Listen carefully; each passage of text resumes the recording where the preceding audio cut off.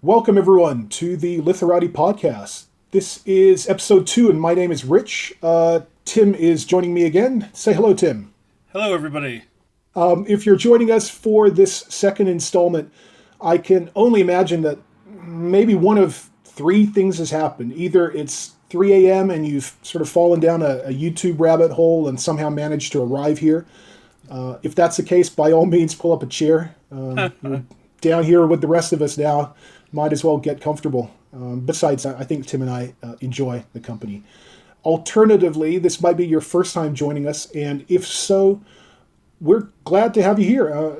We certainly welcome new listeners.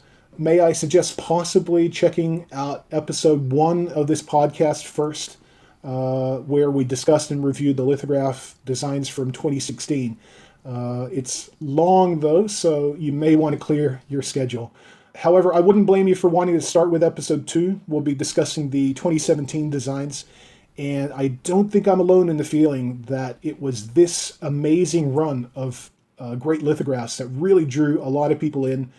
And as much as the 2016 designs really blew up in popularity, I kind of feel like 2017, at least early 2017, really raised the bar. If you haven't stumbled here accidentally after clicking through video after video on YouTube, and this isn't your first time listening to our podcast, then that can only mean that you watched or listened to episode 1, you survived, and possibly that you're masochistic enough that you've decided to stay. Henry Rollins, one of my favorite entertainers to listen to, he once said in one of his spoken word albums, "Stop showing up for the beating." But if you enjoy that sort of stuff, then who am I to argue, right? For what it's worth, though, I have every intention and expectation that the quality of these podcasts will continue to improve. It's all new territory for me. These podcasts were born out of long conversations I have with my friends about the lithographs, which is a solid foundation, but I'll be the first to admit that the format takes a little tweaking to make it more palatable or appropriate for a captive audience. It's not just a person in front of me that I have to think about. I don't have to just worry about keeping them engaged. I have to think about making it interesting for you listeners out there who might not know exactly who I am or who my guests are, but just want to hear some interesting stuff about Guns N' Roses and lithographs. In case you haven't realized, in case it wasn't already abundantly clear while you've been playing along at home, we're making this stuff up as we go along. But I would like to think that what we lack in experience and production value, we make up for with zeal, enthusiasm, and a willingness to get better. As mentioned previously, this episode will be looking at the designs from 2017, specifically Japan. Guns N' Roses did do a South America leg after the North America 2016 leg. However, sadly, they never did any designs for any of those South American shows. Why? I'm not entirely sure. Tim, do you have any ideas? Is it a mystery to you as well? No, and again, as mentioned last episode, the last two shows of the leg you're talking about took place in Mexico City, which previously there was a lithograph for, so why there wasn't this time, man, another GNR mystery. There's a ton of them. Yeah, I have yet to ask the question myself, but if I were to hazard a guess, I don't know. I suspect that either it was because South American fans tend to gravitate towards shirts as the go-to merch, maybe that they want to buy at a concert, or maybe organizing printing in multiple South American countries just proved too much of a headache. Nevertheless, everybody had to wait until the Not in This Lifetime tour traveled outside of the Americas with their first shows here in Japan in 2017 before they could resume, litho fever. Over the next few episodes, we'll be covering Japan, New Zealand, Australia, and East Asia. And that will, there'll be a reasonable number of designs to handle. Just like episode 1, I will not be alone. As you heard, I will be joined not only by Tim Tricoli, Guns N' Roses merchandise monster extraordinaire, but we'll also have some other guests joining us. So yeah, Tim, thanks for giving us your time. Thanks for joining us. You're back for more. You're a glutton for punishment. Well, of course, and it's it's a topic that I know you're passionate about, of course, as am I. And I had a great time in episode one. I can't. I quite shocked how long we talked for, actually, but I was glad to do it. I had a lot of fun. Yeah, I kind of wanted us to pace ourselves in episode one. Maybe start off with maybe a 5K jog or something. But man, it ended up being a marathon by the end, right? Yeah, no doubt about that at all. But it was a whole lot of fun. I hope we didn't bore too many people at home. It was an experience to say the least. This time around, and hopefully for future installments, though, we hopefully won't just be talking to ourselves. It was my intention when I thought about doing these podcasts to have maybe a special guest for each leg, specifically somebody who went to one of the shows on the leg being discussed. Not only to give their thoughts on the designs, but also to mix it up a little, give us their own little Guns N' Roses origin story, maybe, or perhaps let us listen to their own personal experience going to these concerts. I think having guests who were at these shows provides a little, like a nice boots on the ground perspective. These lithographs don't exist in a vacuum. They were intentionally designed to be collectible and if the rumors are true, collectible only at the shows. Like it was intentionally done this way, for better or worse. In episode one, Tim played both roles. I guess you wore both. You wore two hats. Both providing some commentary on the lithos. But since Tim also went to the Vegas shows and the Seattle show, he was our foreign correspondent for 2016, so to speak. For this episode, for the Japan design specifically, I've invited my friend E.T. to join us. Apart from being a very good friend of mine, E.T. went to one of the Japan shows and will be able to give us some insight on what that was like. E.T., thank you for joining us. Thank you so much. Thank you, Rich. I cannot tell you how thrilled I am to be the one to join you to talk about Japan. So it's an absolute honor to be here. The honor is all mine. I think that this started out as a pet project of mine, very selfishly, and not only to be able to share it with my friends, but for my friends to want to join in. That makes me feel nice and warm and fuzzy inside.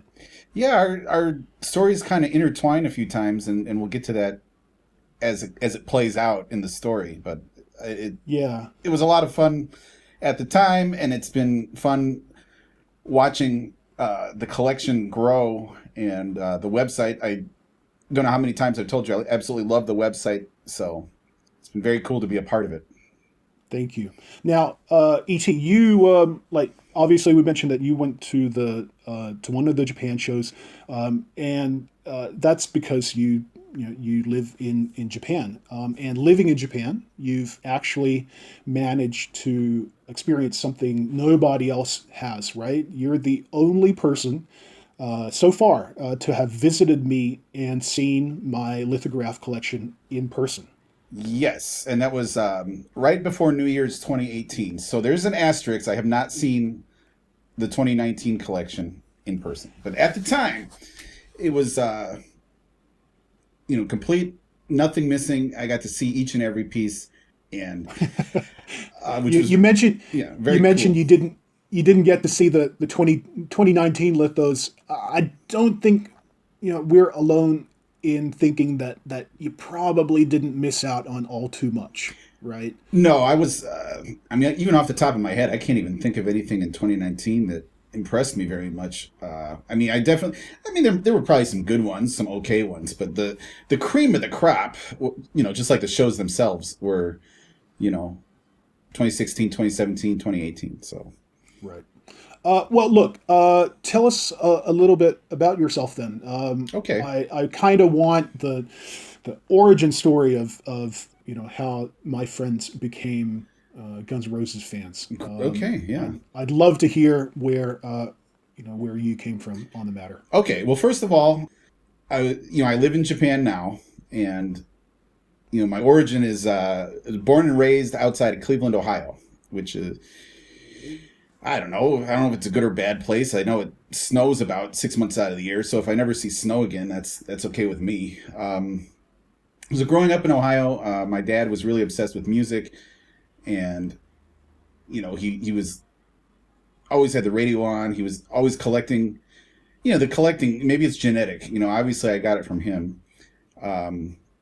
He would even listen to Top 40, even though he didn't even like it. And I distinctly remember I was in 5th grade. So this is about 1988, 89. I was in 5th grade, and that puts me right about the same age as Tim.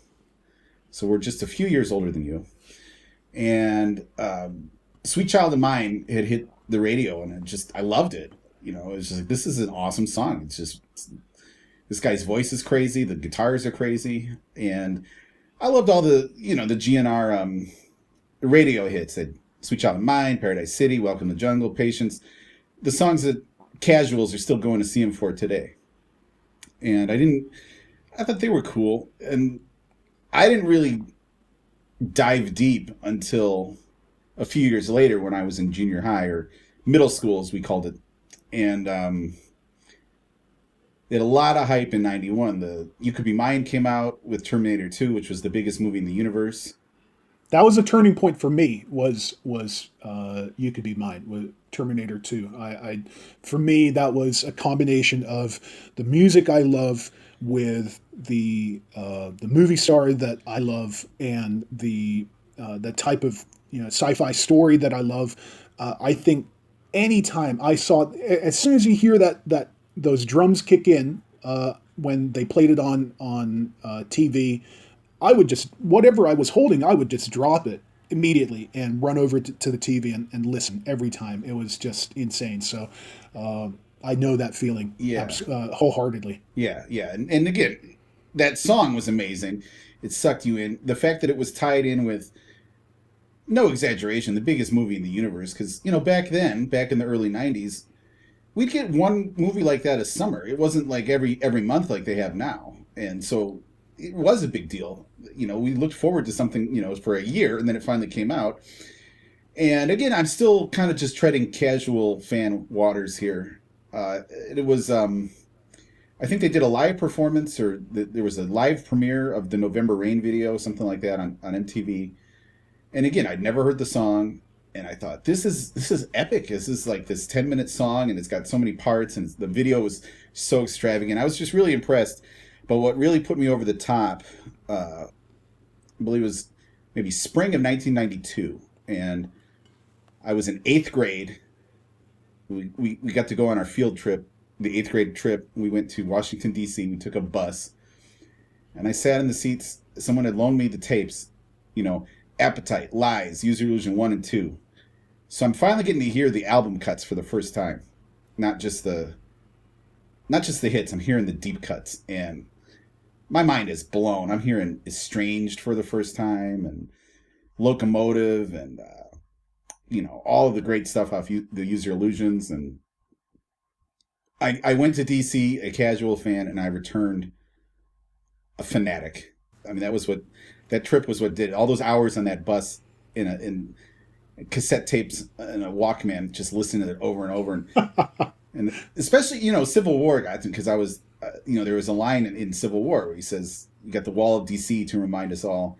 And so I was like, oh man, I'm going to that wall. I saw that. I saw it. I saw the wall. But that's a great image for me. Like the concept of taking a bus, mm-hmm. listening to cassette tapes with a Walkman. Mm-hmm. That's iconic. That's awesome. That's amazing. And then I went to high school, and I continued. I was just, the fanaticism continued. They were still a big band. We're talking 93, 94. They were still a big band, but grunge and Green Day and Nine Inch Nails and stuff started to kind of push them to the side. But I watched the Tokyo Dome videos for the first time, where the 3-hour concert, and I think I was just the right age that, Axl running around in his stupid biker shorts and the fishnet top. It seemed cool to me at the time. Okay. Yeah. Well, I don't want to just suddenly jump forward, a decade and a half. But when you found out that the reunion tour was happening, and then I'm guessing a little later after that you found out that they were coming to Japan. What was your reaction? Panic. Panic was my first reaction. It's like, I cannot miss this. If I don't get tickets, I'll break in if I have to. Like, if it's sold out. Yeah, I mean, first it was panic. It's like, I have to get a ticket. But even going back, obviously I wasn't at the April 1st Troubadour show, but I'm sitting here, God only knows what time it was Japan time. But again, now we're in the modern era. People have cell phones. Some people were brave enough to broadcast little snippets from the show. And I'm sitting here watching in my room here in Japan, and there's Axel and there's Slash and there's Duff on stage together. And it's just, I swear to God, I never thought that would ever happen. Do you remember, like I mentioned in the previous episode, that during the 2016 leg, I was still out in the wilderness. Mm-hmm. Like I still hadn't come back yet. Do you remember the moment that during that 2016 tour that they announced that they were going to come to Japan? Yeah, because it was the shows were in January, the end of January, and in 2017, and I remember the tickets went on sale in September. So I remember first, it went from a rumor to tickets on sale within a few days, and I was like, I don't care what I have to do, I'm getting these tickets. And I also, again, there are some people who it's within their means to go to multiple shows, and there's other people who we know we're only going to get one. I'm one of those guys. I knew this was going to be my one shot, at least on that tour. I couldn't afford to go to multiple shows, but I made sure that I had the best possible tickets. So I sprung for the VIP, which in Japan was $300. And that meant just basically general admission in front of the stage. And I'm a big guy. I figured I can shove my way to the front. So thankfully, I got my ticket with no problem. And my friends thought I was absolutely nuts. They said, Jesus Christ, you just paid $300 to go see this fat, washed up old hair metal band. And I said, you don't understand. You'll never get it, man. Anybody that refers to Guns N' Roses as hair metal, you just like the conversation ends there because you're clearly not talking with the same person. Well, I'm used to it. I've been getting that since the early 90s, and I don't care. I mean, it's literally, I waited over half my life for this moment. Right. And now at that point when you realize, all right, they're coming to Japan, I've got my ticket. This is still, like you said, September 2016. Yeah. Are you following the lithographs? Are you following the merchandise at that stage? Absolutely. Because I noticed pretty early on that they were doing specific posters for each show, for each city. And I thought that was very cool. And if you go back on my GNR forum, I had a very crude, rudimentary prototype of what eventually would be a Lithorati. I made my own thread because I was tired of not being able to see what had come out so far. Nobody had. Oh, and that annoyed the hell out of me once I realized that people were collecting these lithographs. Yeah. The fact that there was no one location where I could, that had all the designs. Exactly. There was not one location where like all the photos were either jacked or tiny or it was just exactly disarray. Nobody was archiving it properly, and I don't have the skills. I did the best I could. I found pictures off of eBay. I found pictures that people took, and I don't even have Photoshop. I cleaned them up in Microsoft Paint the best I could. And I put them in chronological That's dedication. Order. And I mean, I wanted to have something. It was very crude and rudimentary, and I'm sure you remember seeing that thread. But it was it helped. It helped a lot for months. Let's face it, the Lithorati was not. It didn't exist up until recently, effectively. Yeah. And I did, and I was so thrilled when it was unveiled because it's like, oh, I can retire. I can put this this awful thread to bed because I didn't have the good pictures I wanted. And then I mean, I'd probably want to point out at this stage that that you unintentionally actually played a very significant role in the creation of my lithograph collection. I'm I'm gonna have to throw you under the bus a little here because you're partly to blame for all of this. Yeah, yeah, I'll take responsibility. As I mentioned in episode one, I bought a few extra lithographs at the Osaka show with the intention of trading them with other people going to the other Japan shows. And I think roughly around that time we were in contact on one of the forums. And I will admit I was a little naive at the time, and I just thought it'd be easy as pie, to just trade them one for one. Oh, I've got this one, you've got that one, straight up swap. At no stage did I think, oh, one design's going to be kick ass and one's going to be not so kick ass, and one's going to, end up becoming more valuable than another. Yeah. Just find someone going to one of the other shows and just do a straight up trade. However, you offered to get me a lithograph, but you just wanted me to cover the cost of the lithograph. You didn't want to trade. So I ended up with a spare, which I was able to offer to someone else on one of the fan forums. And I too was just happy for that person to just cover the cost of the litho and shipping. But he offered up his spare San Diego surfer lithograph in trade. That seemed like the better value proposition at the time. So I took him up on that offer, which led to me realizing it was part of a trilogy, which led me to needing the others to complete that trilogy, which led me to eBay, which led me to a seller who had them and other of the Guns N' Roses lithographs from 2016, which led me to buying a bunch more of other lithos that he had, since, hey, he's already sending me a tube. Might as well make the most of that international shipping cost and cram a few more into the tube, right? And, well, like the song goes, I used to do a little, but a little wouldn't do, and a little got more and more. And this, we're here. And so I have you to blame. So, well, you're welcome.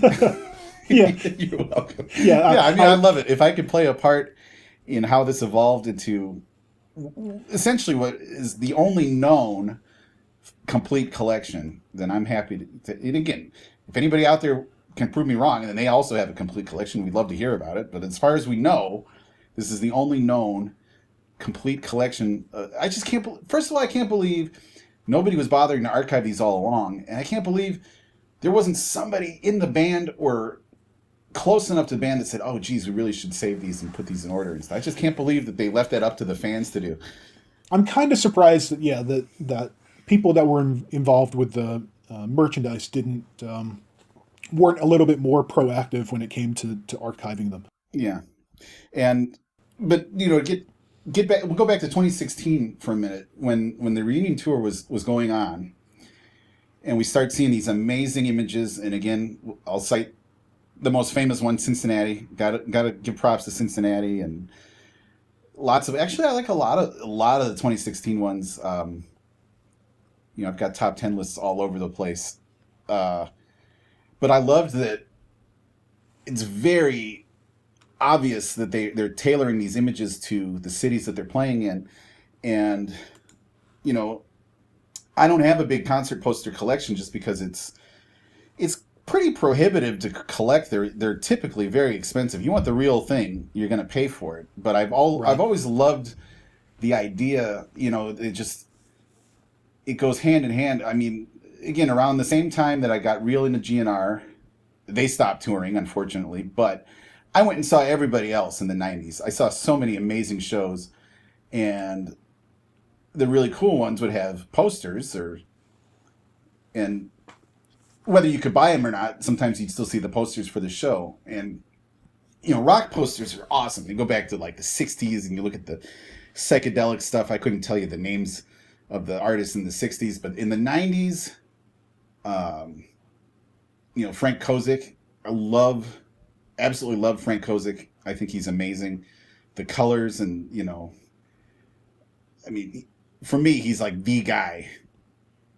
for concert posters in the 90s. He's done some amazing stuff that would, if you had the originals, oh my God, forget about it. They're just so expensive. But Pearl Jam, whether you like the band or not, they did some amazing stuff with their posters. They were the first band that I was a fan of that they had dedicated poster designs for each show. And the hardcore fans would show up real early and buy the posters. In 98 tour, I got a Pittsburgh, I got a Cleveland. And those are worth hundreds of dollars now. And they're really good designs too. It's not just rarity. Yeah, they're really nice designs. Oh, that 98 tour had some amazing designs, and I like the Ames brothers. I think they're very innovative with their graphic design, and it also ties into another, fanaticism that I have, which was comic books. I was just utterly obsessed with comic books in the 80s and the 90s. It was all I thought about, Marvel, DC, all kinds of stuff. And I don't care what anybody says. The artwork then was so much better than it is now. Comic books are garbage now. They're just utter garbage. I wouldn't wipe my ass with a Marvel book from today. We've had this discussion before. I love comic book art to an extent. I was more of a graphic novel sort of guy, and I didn't really delve into a large assortment of them. But the ones that I did like, I still love with a passion. And I think I mentioned it when we were talking about the Troubadour design, that I love Frank Miller. I'm a huge Sin City fan. But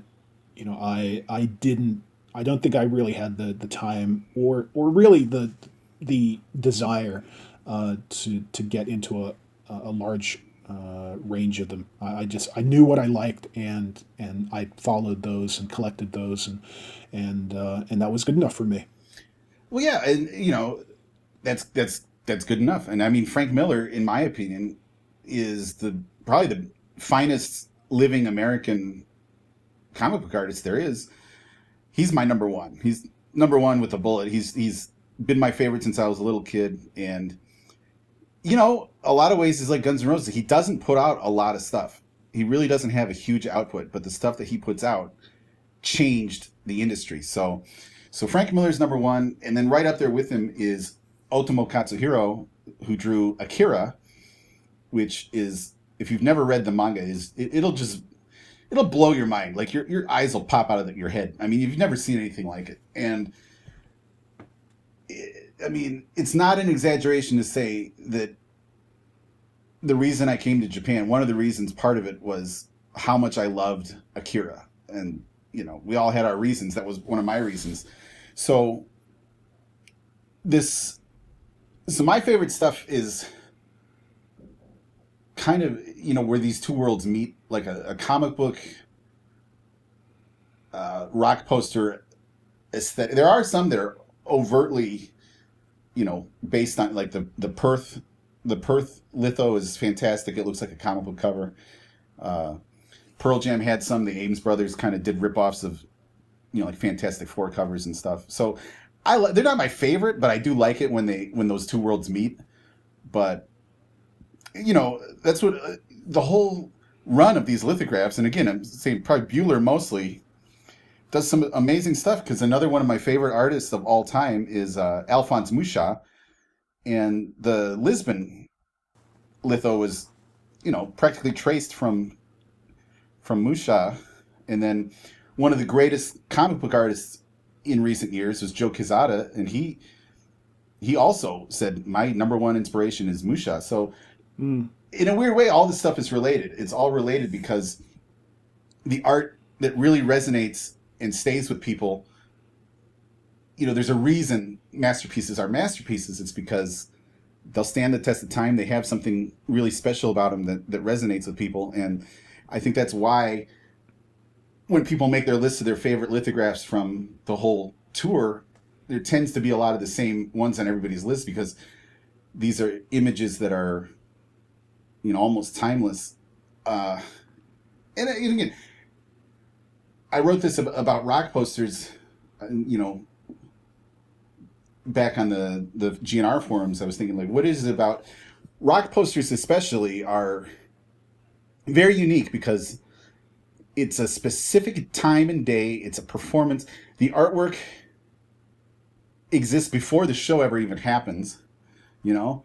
So if you have this beautiful poster and then the performance is kind of sucky, it doesn't matter. You still have this amazing. I mean, they're basically advertisements, right? That's how they used to be. They say, coming next month, Led Zeppelin, and then they got more and more artistic and creative and everything. But what's great about the city-specific ones is that those are going to be special to the people who were there. We all love the Cincinnati poster, but nobody rants and raves about, I don't know, the Minnesota poster with a with a spoon, right? Right.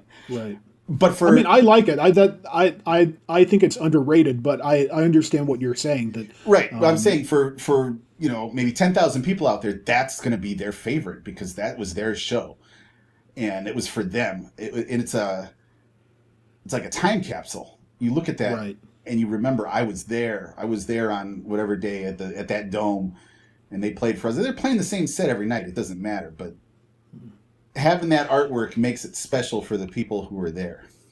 Yes, and that may be a good segue. We're talking about being at the concerts. Yes. One of the reasons why I invited you to be a guest on this podcast was because we're here to discuss among other things the designs from the Japan concerts, and you went to one of those. Yeah. I went to one. I attended one. I actually went to 3 in a roundabout way. I remember you got really sick around that time. Like, yeah. Am I remembering that correctly? You are, yes. But we have to back up because remember what you were saying with Tim the other day. I can't remember if it was a month or a few weeks before the shows. The Japanese promoter put up pictures of all the merchandise they were going to have. Yeah. Well, actually, like that was actually one of the topics that I wanted to discuss. But shall we jump into doing the reviews? Shall we? Yeah, because let's do it. Let's start. I think that would be. Yeah. I think it would be good to approach that subject because that sort of gets me into the fray of things as well. Let's start there. It was that particular thing that really got me in. So if you're following along at home, you can open up the Lithorati and follow along with the notes and all the artist information, etc. Otherwise, like you would have seen, hopefully with episode 1, I created a video for YouTube where whatever particular lithograph that we're discussing at that time will show up on the screen, so you can just go ahead and you can kick back and relax and just view it that way if you wish. But we will start going through the reviews. We're going to start reviewing each litho, and along with those reviews, I'm hoping to hear some interesting stories from the concerts themselves. So are you ready to go, E.T., or have you got all your notes or the website or whatever ready in front of you? Actually, which is really cool, the Creative Man, that's the Japanese promoter, their website is still up, which I think is kind of crazy. I saw that like maybe a year ago, that like clearly it's been a while since the concerts, but the website was still active. And I sort of suspected that, if it was still up a year ago, that it may still be going. This is around the time that I sort of entered the fray. And like this whole concept of weeks before the show already knowing what all the lithographs are going to look like, this felt natural to me. Like I didn't realize that this was the exception rather than this was rule. a fluke. This was Japan. So. And like you said, admittedly the images were tiny but large enough to be able to tell what they were. And I remember I saw the Osaka design and compared it, when compared to the others, at the time, I don't think I was particularly enthusiastic. However, at this stage, I hadn't seen any of the designs. Like I had no idea that they were even making posters. I didn't know that they were doing concert-specific posters. Tim, from your perspective, back then when suddenly, I don't know how you stumbled across that website, but when you saw that website, and this would have been weeks before the show, what was your original sort of reaction when you suddenly were able to see this merchandise and know what the merchandise was going to look like and what the lithograph was going to look like weeks before the show? Well, my reaction was, look out, bank account, because I thought a lot of the designs were amazing, and I knew that I was going to want them, and I guess it was, like you said, it was different because beforehand, we never saw design ahead of time. It was definitely it was something new, right? And yes, I was in a bit of a panic mode of reaching out and trying to figure out, do I know anyone even just online that's going to these shows that I can hope to try to have help me out, in picking something up, whether it be a shirt or the lithograph or both. So that was my reaction, kind of amazing, but also like in panic mode, very much. Did you, like, when it happened, did you think, like I mentioned earlier, that this was essentially the first sort of international show for Guns N' Roses for this tour? Did you think at the time, this is going to be standard operating procedure for international shows going forward? Or did you just think, maybe they screwed up? I thought it was kind of a screw up, I guess, because I think they do like to keep it. GNR, seems to have a history, especially, more recent GNR. They seem to have a history of keeping things close to the vest, right? And wanting to be a secret to the last minute. So I do think it was in my opinion, a bit of a screw up. It could have very well been fully intentional. You'd have to ask, I don't know, that company over there in Japan that was all part of this, right? It may have been fully intentional, I guess. But to me, it seemed like a screw up. But like I said, in my personal opinion, a beneficial one. I think from a Japanese consumer perspective, it's probably standard procedure. Like I'm trying to think from the perspective of the merchandising industry or the concert merchandise industry here in Japan. I'm pretty sure that, like, when a big name artist comes to visit for a show, clearly they roll out all of a lot of merch, and I'm pretty sure that they do that they post up photos and have a website where people can see what's going to be available. However, like you said, I know that the Guns N' Roses management like to keep things really close to their chest. So I'm trying to think whether it was approved by Guns N' Roses management or whether it was a screw up. Who knows? And the more excited part for me, of course, my hopes were quickly dashed. But I was really hoping, because the fact that the designs were online, I was like, oh my god, we're going to be actually order this online, right? And have it sent to us. I was like, oh, that'd be so great. And I quickly realized that was not the case. Yeah, well, I didn't even think of that, but that certainly would have. I would like to think that if they had provided that service, that they would have made a lot more money. I think so too. And again, can maybe hope for the future. Yeah, sadly, that would be nice. Not then. Yeah, look, I'm trying to think how I even found out about them, but my feeling is that maybe on one of the fan forums. I think I had said that I was in Japan, was going to the shows, and I think somebody messaged me asking me to get them some merchandise, and they sent me a link to either that website or a thread, on the forum discussing tour merchandise. I think this was around January of 2017. Right. ET? Yeah, so this is end of January 2017. It's where I first met you. You're a new poster on GNR forum, my GNR, and you called a man in Japan. You're just like, hey guys, I'm going to the show. Completely oblivious, right? I'm just this guy walking in completely naive. Well, again, I can't remember Did you find their hotel? Was that before or after the show?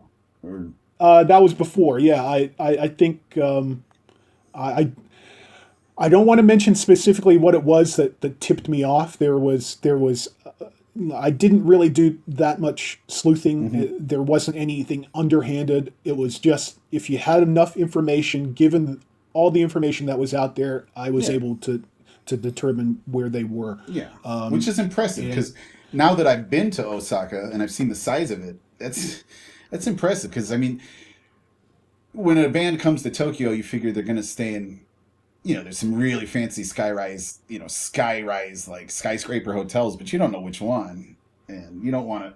But you had the idea you were going to try to meet these guys and get an autograph, and I was like, very head in the clouds, right? I was like, good luck, buddy. I mean, don't get your hopes up. I mean, Axel travels with bodyguards around him. The last thing he's going to want to do is take the time to sign something for a guy, and I was like, good luck, but I thought, no chance is going to happen.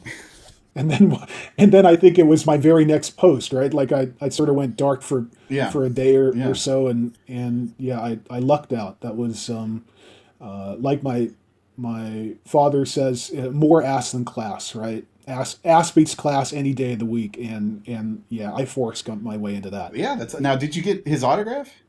Yes, yeah. Oh. We lucked out and were able to meet him, get a photo with him, talk to him, get an autograph. It was really nice. He was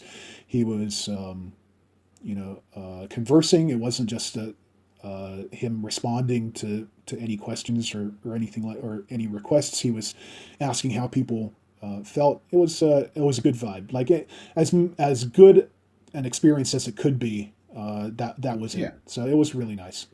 That's very cool. I'm jealous. I mean, I'm jealous of you for hundreds of reasons, but that's one of them. But anyway, so at that point you already had your Osaka lithograph, correct? Yeah, I think that was no. That was the night before. Okay.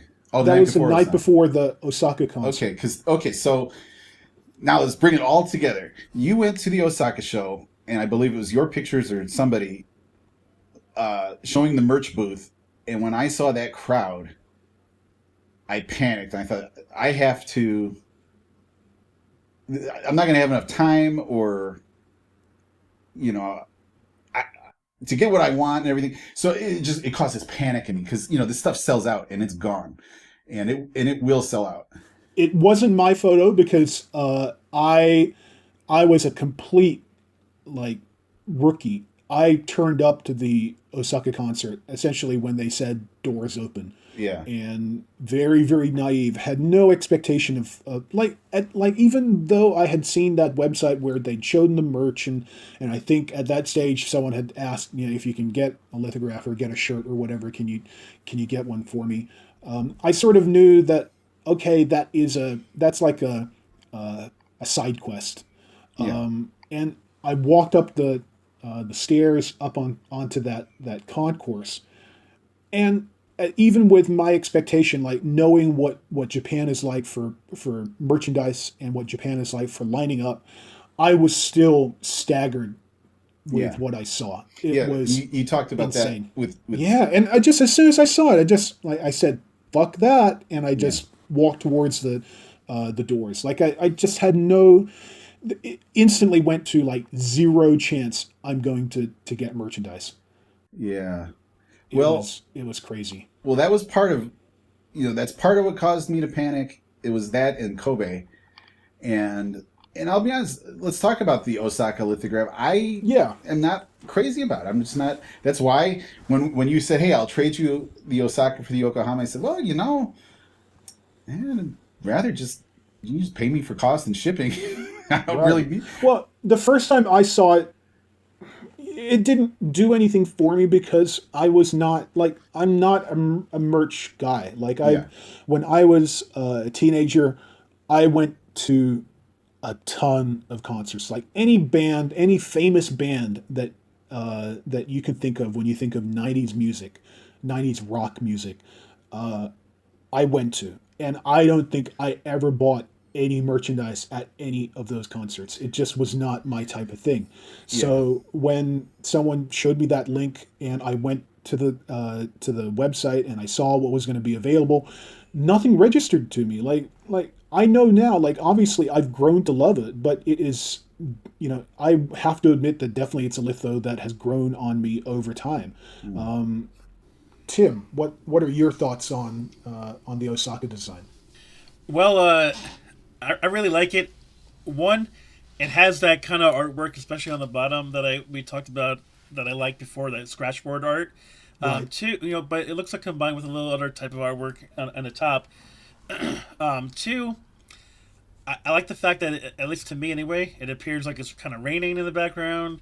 I just like the overall the vibe of what's going on here, and I can understand that some people might have the comment like, "Oh, there's nothing." Obviously, then the words Guns N' Roses and Slash and Duff and Axl's faces there, or their skull faces anyway. That has nothing to do with GNR, but I mean, it kind of does in a way that like, a lot of GNR artwork, whatever you want to call it, over the years, designs that people do for their shirts and stuff. One, it has the skulls, obviously, because of the, Appetite for Destruction cross and everything. But, like, skulls and skeletons and that kind of thing, it seemed to be and look at the Coachella, too, right? Lithograph, it had the skeleton hand holding the cross, right? So, right. I mean, sort of, it has a link to GNR in that way. And this skeleton monsters going through the city, kind of kicking ass and destroying, and maybe some people think of that of Guns N' Roses when they come to town, right? They come through the city, they pillage and destroy, and then they move on to the next city, right? At least the band had that reputation back in the day anyway of being the dangerous band, and what are they gonna do to the hotel room, or what are they gonna do to our city, so I like it a lot, and I really like, if you look at the bottom, where it says Osaka, that the font that they used for that's really cool. I thought. I mean, they could have just written Osaka in any font they wanted to, but they chose that. I think that's neat. Obviously, keeping with the Japanese theme to it. And even on the side of the building where you have that Not in This Lifetime sign there, some of the fonts or characters they use for certain letters, like the T's, right? See that? And the T and not, and this, and Lifetime. It's just cool. It's just a little different. And again, I'm always a fan of different stuff, and this one's definitely, in some regards anyway, different. And I think you nailed it. I guess when I first saw it, if I was thinking about like it aesthetically, I felt like it didn't really scream Guns N' Roses to me. But at the time, without having any idea how Guns N' Roses lithograph designs worked at the time, like I had no idea that they were going to be limited edition or anything. I think I had a completely different impression of what an event lithograph or an event poster was meant to look like. And see, when I look at it, to me, it absolutely looks like a Guns N' Roses poster. Well, it does now, for me, yeah. But it to me, it didn't play up Osaka enough. And I can see it. There's definitely some elements. This neon sign on the right of the building, that's pretty cool. The rooftops, the really bright red really pops, and kind of contrast it with the black and the blue. These blue lines for the rooftops, the people running in fear are in blue at the bottom, and you got the kind of ghostly images of the band, well, the three members of the band in the clouds, and that's kind of feels almost like an afterthought. It maybe not even be necessary, because you get the big skeleton, and you did the research, you looked up what it is. I've been in Japan a long time. I've never heard of those stories, actually. I've heard a lot of different yokai stories, but not this specific one. You mentioned that it didn't really it didn't shout Osaka to you, and I agree. But I think that's a conceit that the artists have decided to go with the international lithographs, where the international shows, like for example, there's a lot of these countries that Guns N' Roses have played at during this tour where there's only been one concert for that country. And so it ends up, the designs generally tend to gravitate towards showcasing the country as a whole rather than the city in general.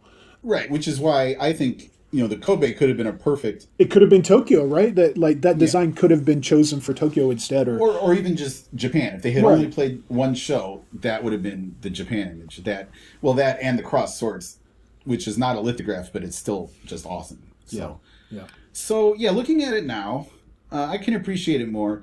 I think my thinking at the time when you offered to do a trade is that I knew I was never going to get a Kobe, because by that time Kobe was already a mythical unicorn. And I figured if I can't have a complete set of Japan, I'd rather just have, rather just do a trade or I'd rather just sell it and get rid of it instead of having an incomplete set. You know how it is. I can understand that. That's the life of a completionist. It's all or nothing. We're sick. We're sick in the head. Right. So, but looking at it now, I do appreciate it. And I think I would, of course, have fonder feelings if that were my show, my city. And I'm sure that's definitely going to be a sentimental favorite for you, because this is your hometown show. This is the first litho. This is what started it all. So it's always going to, have a sentimental value to you. These days, I simply couldn't imagine a top 5 without Osaka in it. And I know that there is bias involved, but with that said, it is. I feel it is still underrated. It has so many great subtleties, and not just Osaka, but the subtleties that you see in the design when you see it, especially when you see it in person. For me, what I really like that almost I don't think that it really is noticeable unless you see it in person, is that the way that the windows of all of the buildings are illustrated. They're illustrated in a way that it's a complete whiteout. That the lights that are coming from those buildings are so bright that you can't see what's inside. And in person, that white, even though it's not like a brilliant white, it pops. And I don't know, it just makes the dark spaces of the design darker, and the windows play off of that. It's like they work against each other to make the bright windows brighter and the dark buildings darker. Yeah, and I love that. Looking at it now, it reminds me of one of my top 10s, which is the London Ripper, because it does have this really nice stark contrast with the red letters and the black background, and of course that one's more extreme. But God, that's not on your top 5. I don't know. I mean, that one's amazing, but I'm sure you'll get there eventually. But looking at this objectively, I can say this is a better image than the Tokyo Dragons. But Tokyo Dragon, that was my show. It says Tokyo. That's my city. So I'm going to like that one more. Objectively, I know that this is a better composition and more interesting poster. But, emotions come into play. Yeah, without a doubt. And I don't blame. That's why there's other people that mentioned that, this particular design I like. I went to that show, and so that's one of my favorites. Totally understand that feeling. Totally understand that sentiment. Yeah. And I wouldn't want it any other way. I feel like that sometimes we need these local sort of passions to help other people realize how good a design is. Like we may gloss over some of these designs, but then when you have someone who's so passionate about why they like a particular design that you haven't really given a second thought to, it can sometimes make you think, and I like that. Because there are some lithos, and I'm sure at some point in your podcast you're going to do like a top 10 worst lithographs. And, I'm sure. I want to. I want to. I really do. However, I need to stress that if I did that, I'm doing it with utmost respect. Right. You don't need it. Yeah. Everybody knows that artists can take it. They should be able to take it. They should be able to take a little constructive criticism. Nobody, but I mean, you look. They can't all be masterpieces, right? They can't all be perfect. No, there's so many, hundreds of them. But every one of those stinkers that will make the Hall of Shame, somebody somewhere, that's their favorite poster because that has their city right in big letters on it. That's what makes it special. So, I think what's so cool about these.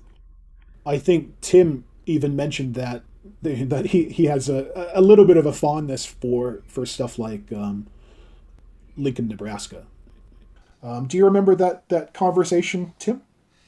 I do. and yes, for me anyway, I guess I do have a bit of a soft spot for kind of bizarre designs like that. Clearly, they're not for everyone, and that's cool and that's understood. But for me, it's hard to put into words, But there's something about it. Like one example, it was obviously that Lincoln, scarecrow in that field. Another one is that what is it? That Australia skull with like the red hair or whatever, right? Oh yeah, Adelaide. Yeah, right, Adelaide. Yeah, that's one. That's another one I could think of that I think people would agree is one of the more off designs. It's quirky to say the least. Right, and I mean, sometimes I wonder. It would be great to ask the artists like what they were. And not like in a derogatory way, but like what they were thinking when they made these designs, right? I kind of wonder if they just got frustrated and they couldn't really think of anything like, that was specific to GNR and specific to where they were playing, and so finally they had to do something, and so they did, and or if for that matter, it was totally a planned design. And they submitted it thinking, no way in hell this is ever going to get selected. And then were they like completely shocked when GNR gives them the call and says, we're going with your design? Right? I don't know, how that all worked out. But yeah, I don't know if it's because these designs are like kind of like they're the underdog or something, right? And maybe that's, people have a tendency to root for an underdog. And maybe that's why I like them. But and especially for that Lincoln one, in person, it's very different looking to me, and I think quite impressive in person actually. Again, I'm not saying that does that mean that my Lincoln's like my top 10 lithographs? No, I'm not saying that, but I do have an appreciation for them. Yes, it's different, but because it's different, it's memorable. Like it ends up becoming a talking piece. Now I have to look that. Which leg was that? 2019. Okay. That was the really, really crazy farmer. Okay, yeah, that's going to make the Hall of Shame. I mean, that's just. It's so strange, but like it's almost become. I think in some people's mind, it's almost become iconic. Yeah, not necessarily all for the right reasons. But. Even with that said, when you see it in person, there's things that you see in person that you think, oh, it's not as bad as I first thought. Well, that's a perfect example. I got the unique experience of experiencing that because I hated the Imola skull, that gross ass. The Cannibal Holocaust. Cannibal Holocaust. Yeah. I think this is disgusting. It's like a real skull, and then there's flowers. And when I saw it at your place, I was mesmerized by it. I was like, I can't take my eyes. It's gross, but I can't take my eyes off it. So there is a quality of seeing it in person that you can't get by looking at the JPEG. So I can understand some of these. You literally have to see in person to appreciate. So should we move on? Should we move on to Kobe? Yeah, let's crack on. I think that. Oh boy, I think this is maybe the one that it's not perfect, but god damn it's close. I'm gonna if it's not perfect, I think you're being too hard. I can't imagine. I mean, this is a 10 out of 10 for me. I mean, this is everything you want in a poster. It's specific to the city, the country. It's got Guns N' Roses in big bold letters across the top. It's traditional but with a twist. It's a beautiful illustration. It's got the line work and colors. It's just a gorgeous, gorgeous concert poster. Tim, I'm desperate to hear what are your thoughts on the Kobe design? Well, what else can be said, right? It's the I think for most people, it's the creme de la creme, right? The number one, and certainly a very valuable one. In terms of the design, I think it's killer. I mean, I like the. You've definitely got GNR references in terms of the guy smoking a cigarette. Maybe that's supposed to be Slash. Who knows because he's got long hair. Granted, other members have long hair as well in the band, but just the making the samurai connection there with Japan and everything. I think that was going to happen at some point with the Japanese designs, and it chose Kobe, and that's totally fine. I like the little the GNR pins, like in whatever part of that I don't know the name of that part of that helmet, but you can see like those GNR 2017 like buttons or whatever. Yeah, It's just, what can I say? It's inspired, right? And the little like the blood spattering here and there all over the place. The colors like that kind of like beige background, and you even get the roses right on either side of the guy's face mask there, right? It's just fucking brilliant. Going back to talking about the promoter putting up these designs early, did you have like a visceral sort of reaction the first time you saw these designs? That did you have some sort of reaction when you first saw Kobe on the website? For me, when I first saw Kobe, and again, no disrespect to the other designs, but for this one, I was like, desperately want. I mean, of course, I can say that about all GNR stuff because I'm a crazy collector, but specifically this design, yes, right? I don't know what it is. I mean, there's something about, I think, samurai that we're all kind of attracted to, or we find interesting or fascinating, right? And maybe that's part of this, because when you think about it, when you're looking at it, all right, it's a samurai guy. What's the big deal, right? But there's something about it. I think he just chose the right colors in this one. And it's kind of unusual that it has a brighter background than a lot of other GNR lithographs have. And I don't know, there's some kind of connection that I think we all have to it, which makes it one of the more desirable and difficult ones to track down, right?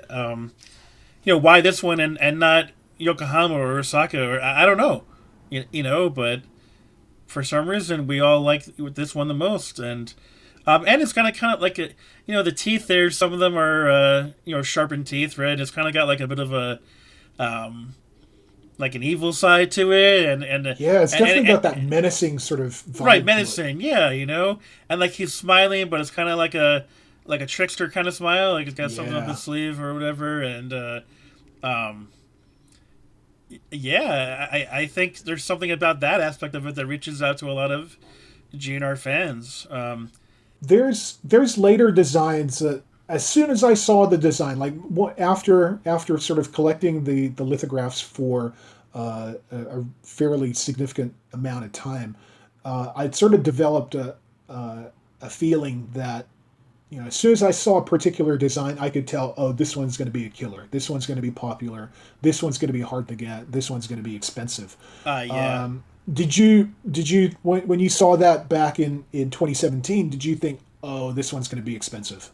I thought, what I thought, because I think even GNR has a bit of a history that when they go to Japan, a lot of that stuff is hard to track down, right? Whether it's Japan '88 or whether it's Japan '92 and '93, I think they went there as well. A lot of that stuff is is hard to find. And I don't know if it's because the Japanese fan, like we talked about earlier, Japan fans are huge GNR fans and diehard fans. Maniacal. Right. They're diehard. When it comes to Western culture, Japanese fans just don't do anything half-assed. Like if they find something that they like from Western culture, whether it's music or a movie actor or whatever, they'll do it at maximum velocity. 10/10. They'll be just completely maniacal about their following. So yeah, I don't think it's isolated to Guns N' Roses. I think that any band that's got a diehard following in Japan ends up having merchandise that's hard to get. And I think maybe combined with some other factors related to Guns N' Roses and Guns N' Roses management, it makes it even harder to find some of this stuff. And right, so for that reason alone, I thought all of it was going to be hard to find. Yeah, okay. But but again, I thought specifically this design because again, well, one, of course, I was seeing what everyone else was saying about it too, right? But then also, again, just myself, I was attracted to this one more than the others, and I thought, well, most people probably are, and therefore it's going to be more desirable, and therefore, by definition, harder to track down, right? And it was. I can tell you that, right? If you're willing to let me get really sort of nerdy about it, I don't know. I could probably go on for a long time. I mean, well, I mean, clearly, you did write your doctoral thesis on this poster, so. I mean, look, clearly, there's a lot of imagery involved that draws from traditional Japanese woodblock printing. Yeah. And that's always been a wonderful source of inspired art, not just for concert posters, but other types of art. And there's a particular type of Japanese woodblock print called benizurige, which uses ink in shades of red as kind of like a contrast color. It's a little bit different from this design. It's usually done with a very weak, almost pastel approach. But I feel like the use of red, it gives a sense that there's elements of that involved in the inspiration, that somewhere I'm certain that Arian Buhler looked up some of these images and these styles of art and either consciously or subconsciously used that as part of the inspiration. Additionally, the real thick application of black, like the kinetic sort of strokes, especially with the hair. Yeah. That reminds me not only of Japanese like kanji calligraphy, which, as you know, is an art unto itself. Right.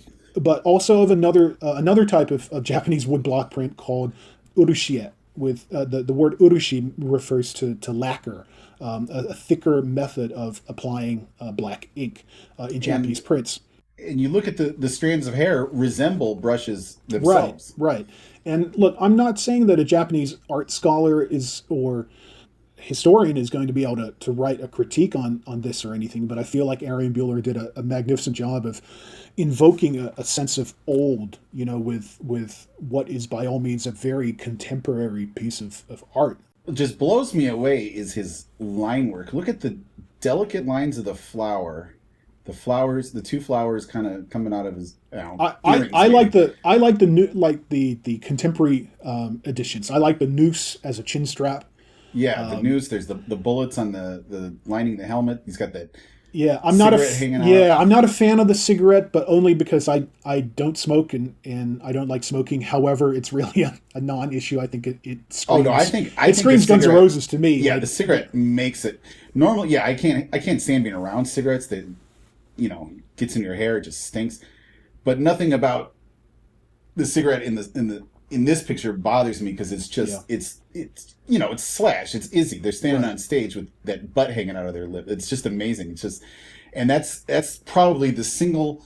I mean, look, it's right at the focal point where your eye is drawn right to it, and it's just that's what says this is Guns N' Roses in Japan. This is an ancient samurai smoking a cigarette like Slash. That is essential to me, I think.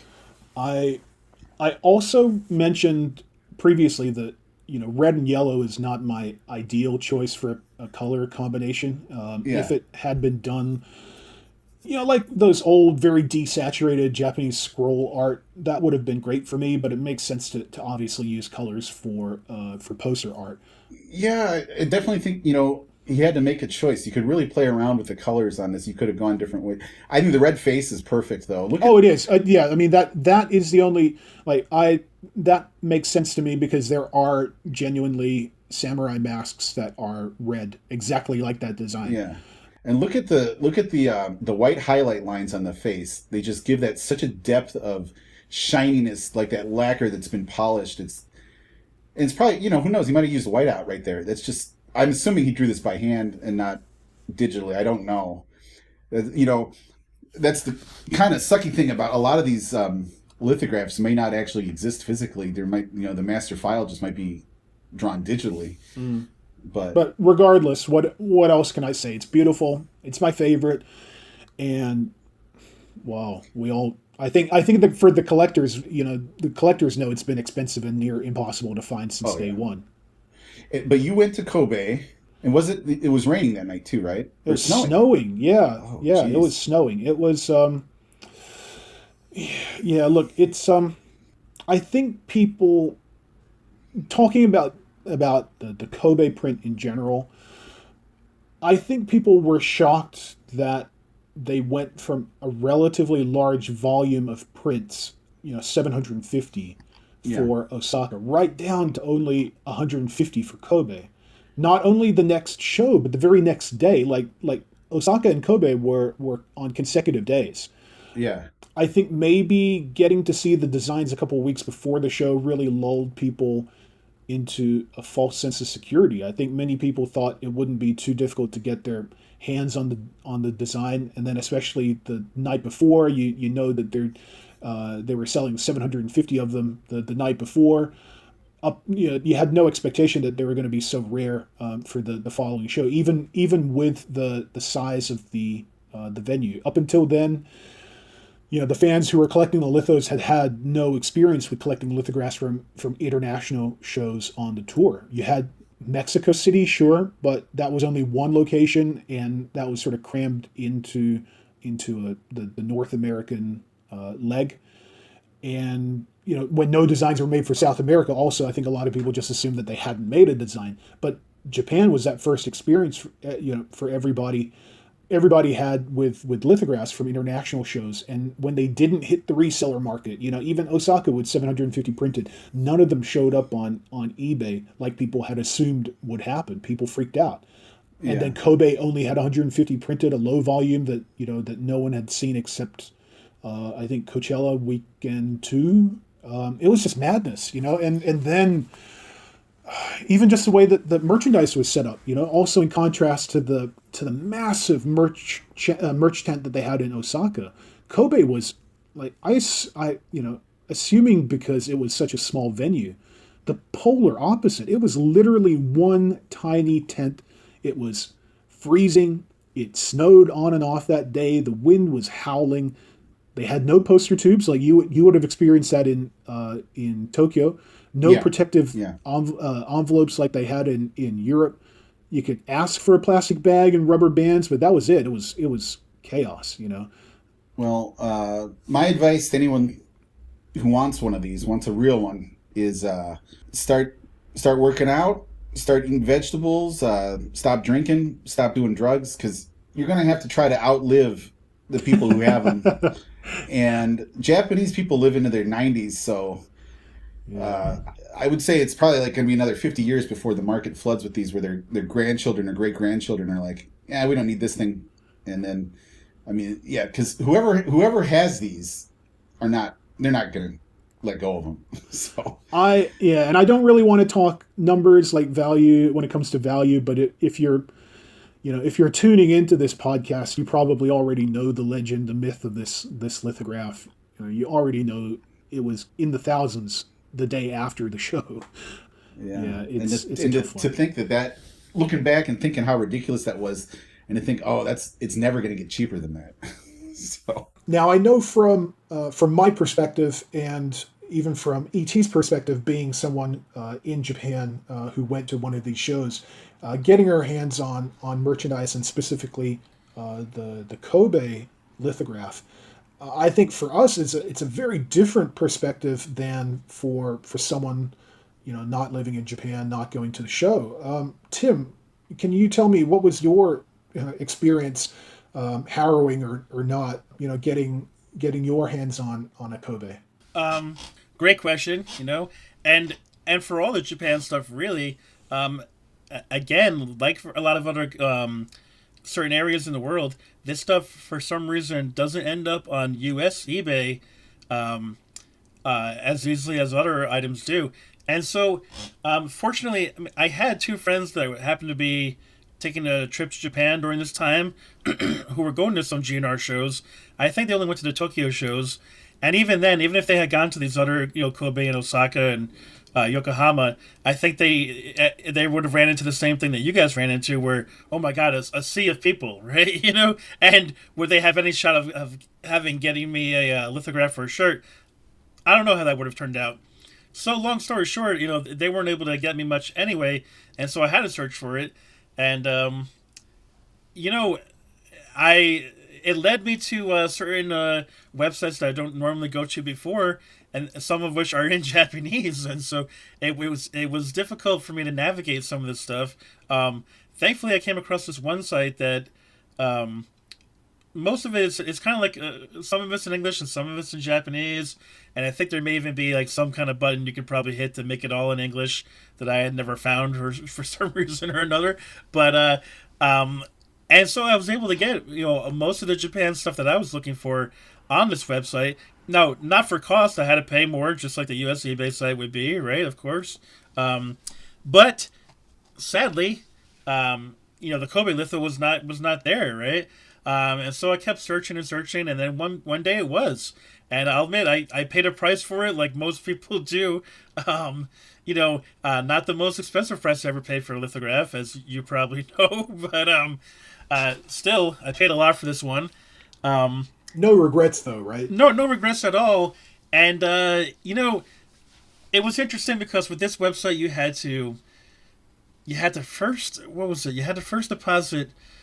You had to use excuse me. Use PayPal, deposit money in your account on this website, and then bid on things. And just like eBay, some things are buy it now, and some things are like auctions. But this one has a really cool feature where it lets you do like a sniping bid right at the last second. And I can't remember if this was a bid one or a buy it now one. But thankfully I was able to get it, because I think now it'd be impossible, might be the word, right? Yeah.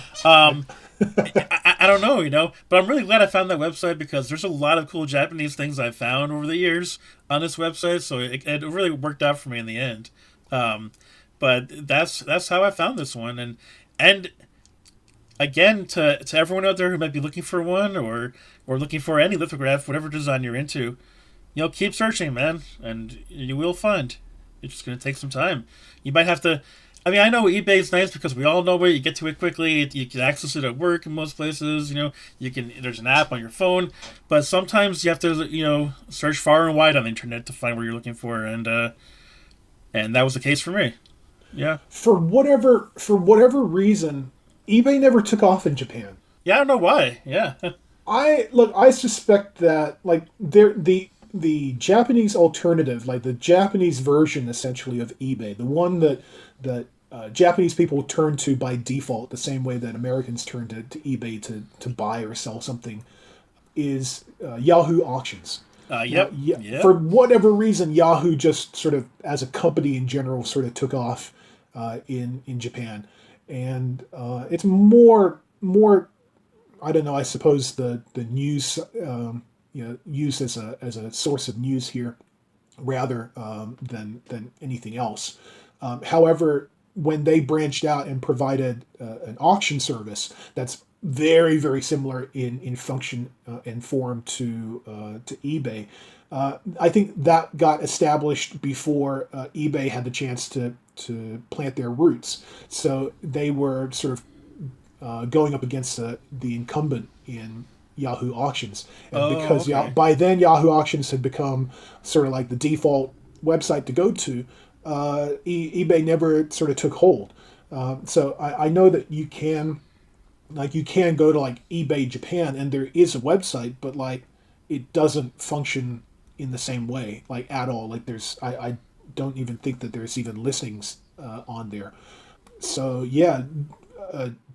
Yahoo Japan is usually the auction site that people go to in Japan to buy merchandise such as this, but there are sort of strange idiosyncrasies. Yeah, there is. There's a lot of them actually. But the one thing I actually like about Yahoo Auctions that I think should be implemented with eBay, or at least given the option to be able to implement it, is Now, I heard another person refer to it as popcorn bidding. I've never heard anybody except for one of my friends refer to it. Have you heard the phrase popcorn bidding? I've heard that phrase before. I find it very weird, but I have heard that. Yeah. The way that Yahoo Auctions does their bidding is that once the timer goes down to 5 minutes, any bid that is put in within those last 5 minutes extends the life of the auction 5 minutes.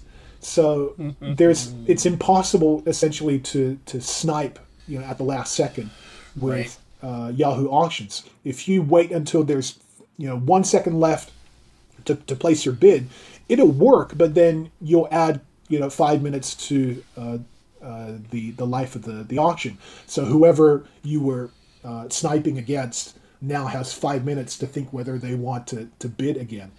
And I kind of like that. I think that it would kind of suck for people that want to snipe, but I don't know about you, but I sort of get the feeling that I've been sniped more times than I've sniped. So the end result is that it probably works in my benefit more than it works against me. So I would prefer to have that sort of option on eBay, and so that's saved me a lot of times.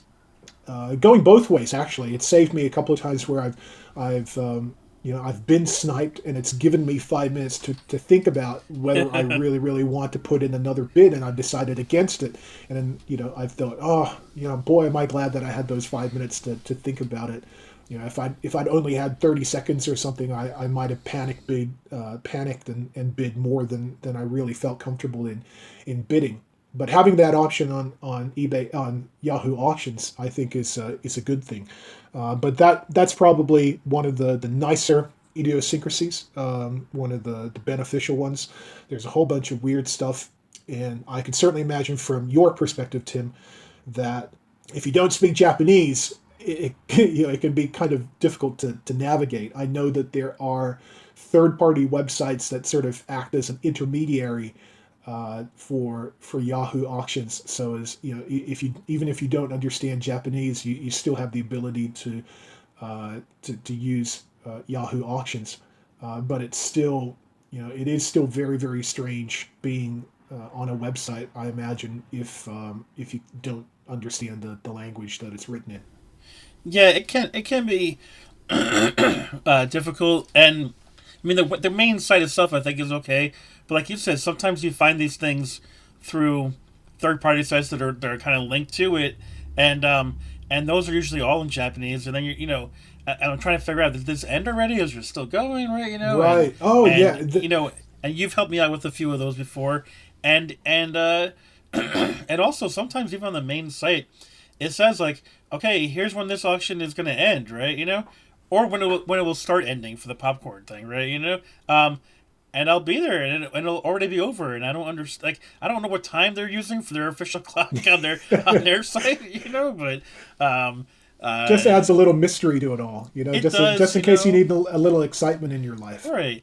I mean, it's kind of weird that we all wait till like the end to bid because, like, I mean, especially, and I'm a little bit different because I have a bit of an addiction, but, if you're someone who knows what price you're willing to pay for something, why not just bid that regardless of what time's left, It's kind of strange how the world works with bidding and with auctions, It's fascinating, really. And yes, there's many different types of auctions, and the popcorn bidding is one type, and I think they all have their pros and cons. And I think there's, some of them you might prefer as a buyer, and some of them you might prefer as a seller, right? But yeah, they chose to go that style for most of theirs. It's quite interesting, actually. But yes, if you want to get your hands on a Kobe or some of these other Japanese concert merchandise items, yeah, try. I don't know. I'm reluctant to recommend Yahoo Auctions unless you speak Japanese. And if you speak Japanese, you're probably already on Yahoo Auctions, so I'm not exactly giving you advice. But yeah, like Tim said, you may have to expand your horizons and search alternatives to eBay for some of this stuff, because the flip side, like you have to also look at it from the perspective of the seller. Like a lot of these fans, especially in Japan, they may not necessarily speak English. So for them, it may be prohibitively difficult for to put this stuff up for auction on eBay. Like they may want to do it, but I don't think that eBay has a Japanese language option.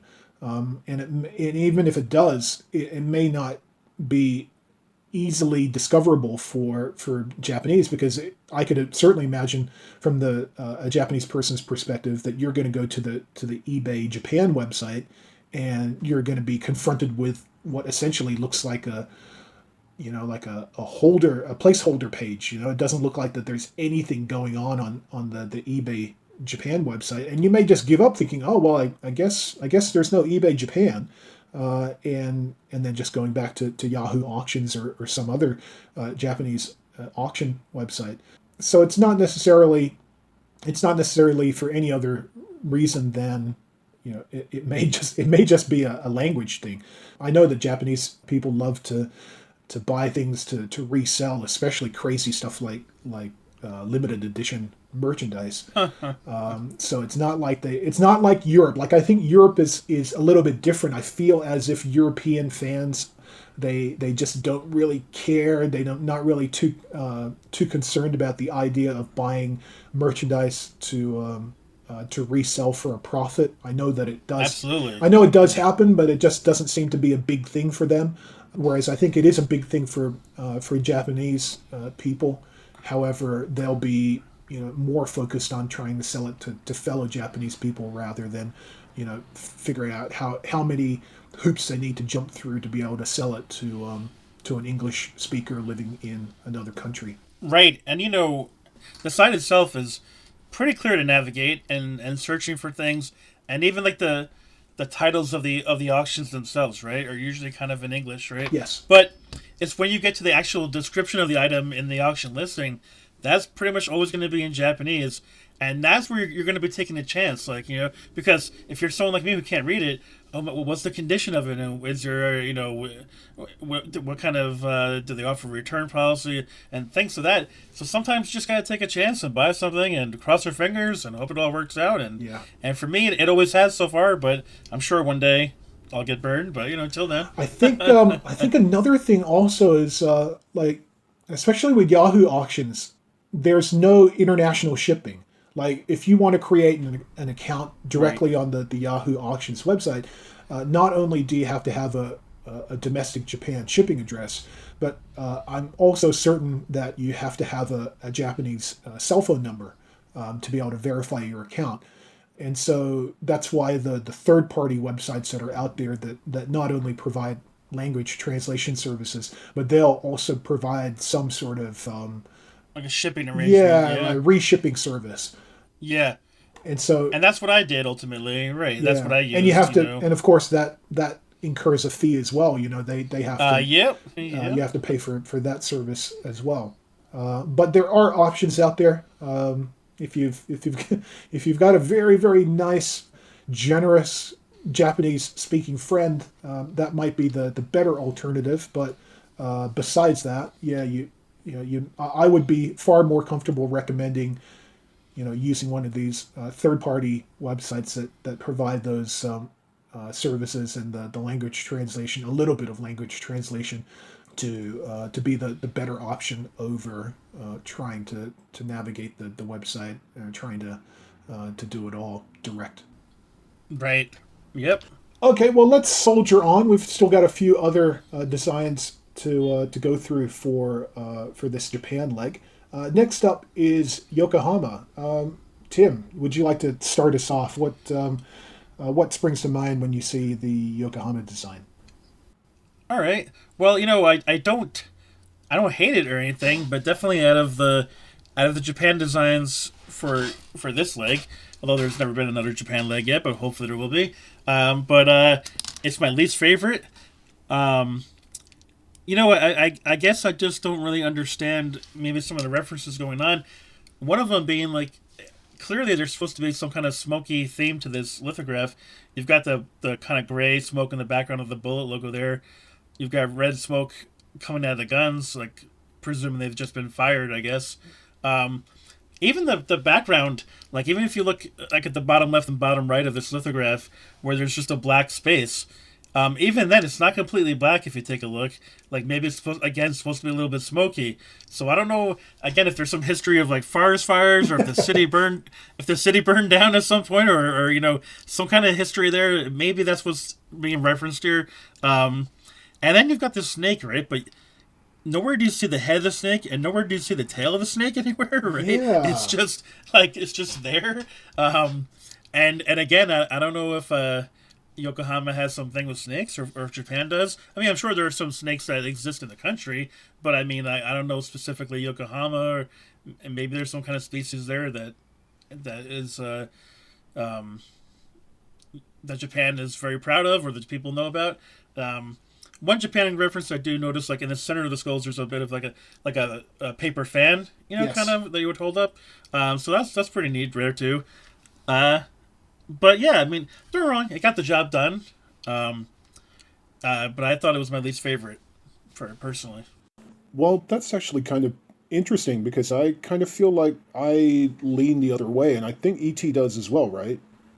Yeah, and I didn't really get to really appreciate it till I got home and could unroll it and look at it. And the first thing I noticed was oh crap, did I bend it? No, it has an intentional Crease. kind of distress crease that give it that worn look, which I could actually live without, because it made me think I damaged the thing. But it was like that on all of them.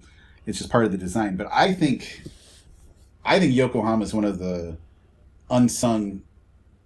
This is a beautiful image. Oh, without a doubt. For me, this is easily top 5 most underrated designs from the entire tour. Yeah. And what I think is so great about it is that, yes, there are Japan references, but they're so subtle you don't even see them. Well, that's actually what I wanted to talk about. Because, again, this is one of the, when it comes to the Japanese lithographs, I pore over these. The detail a lot more than people may think. I can totally understand people looking at it and not thinking much about the design, but it's so much cooler than a lot of people give it credit for.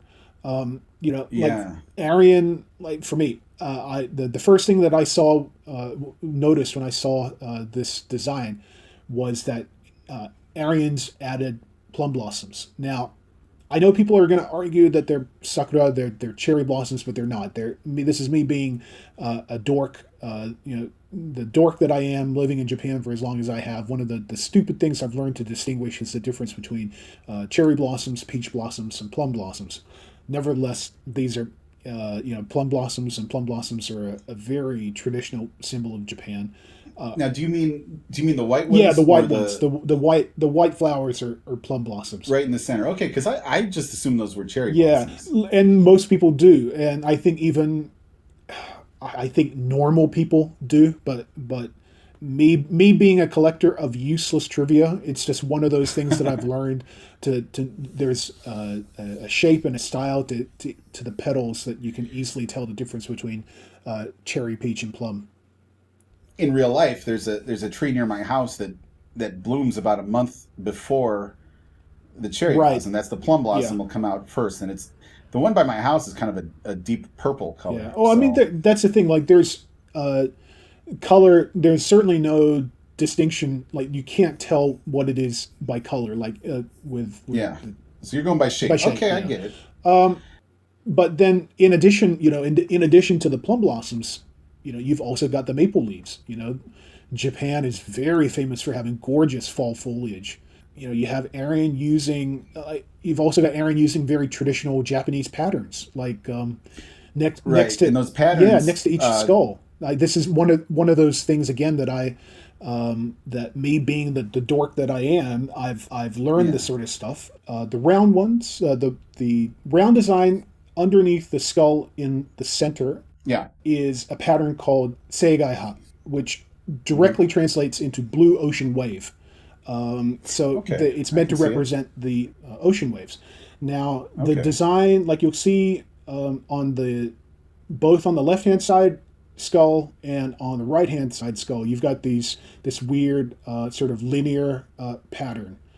Like a geometric right and block, yes, almost yes. like Tetris. Now Tetris looking. It's meant to look like a pattern called Kojitsunagi, and it's a very specific design, interlocking design. That's the symbol that it uses in Japanese. It kind of looks like an uppercase I in English. If you looked it up, you would the original design looks like an uppercase I.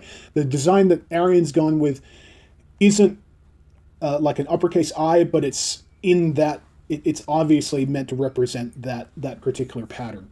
And it reminds me, in my room here, I've got the tatami mats on the floor, and the green kind of fabric border has a very similar pattern. You'll see these designs all over the place with nearly any object in Japan that uses some sort of fabric. Yeah.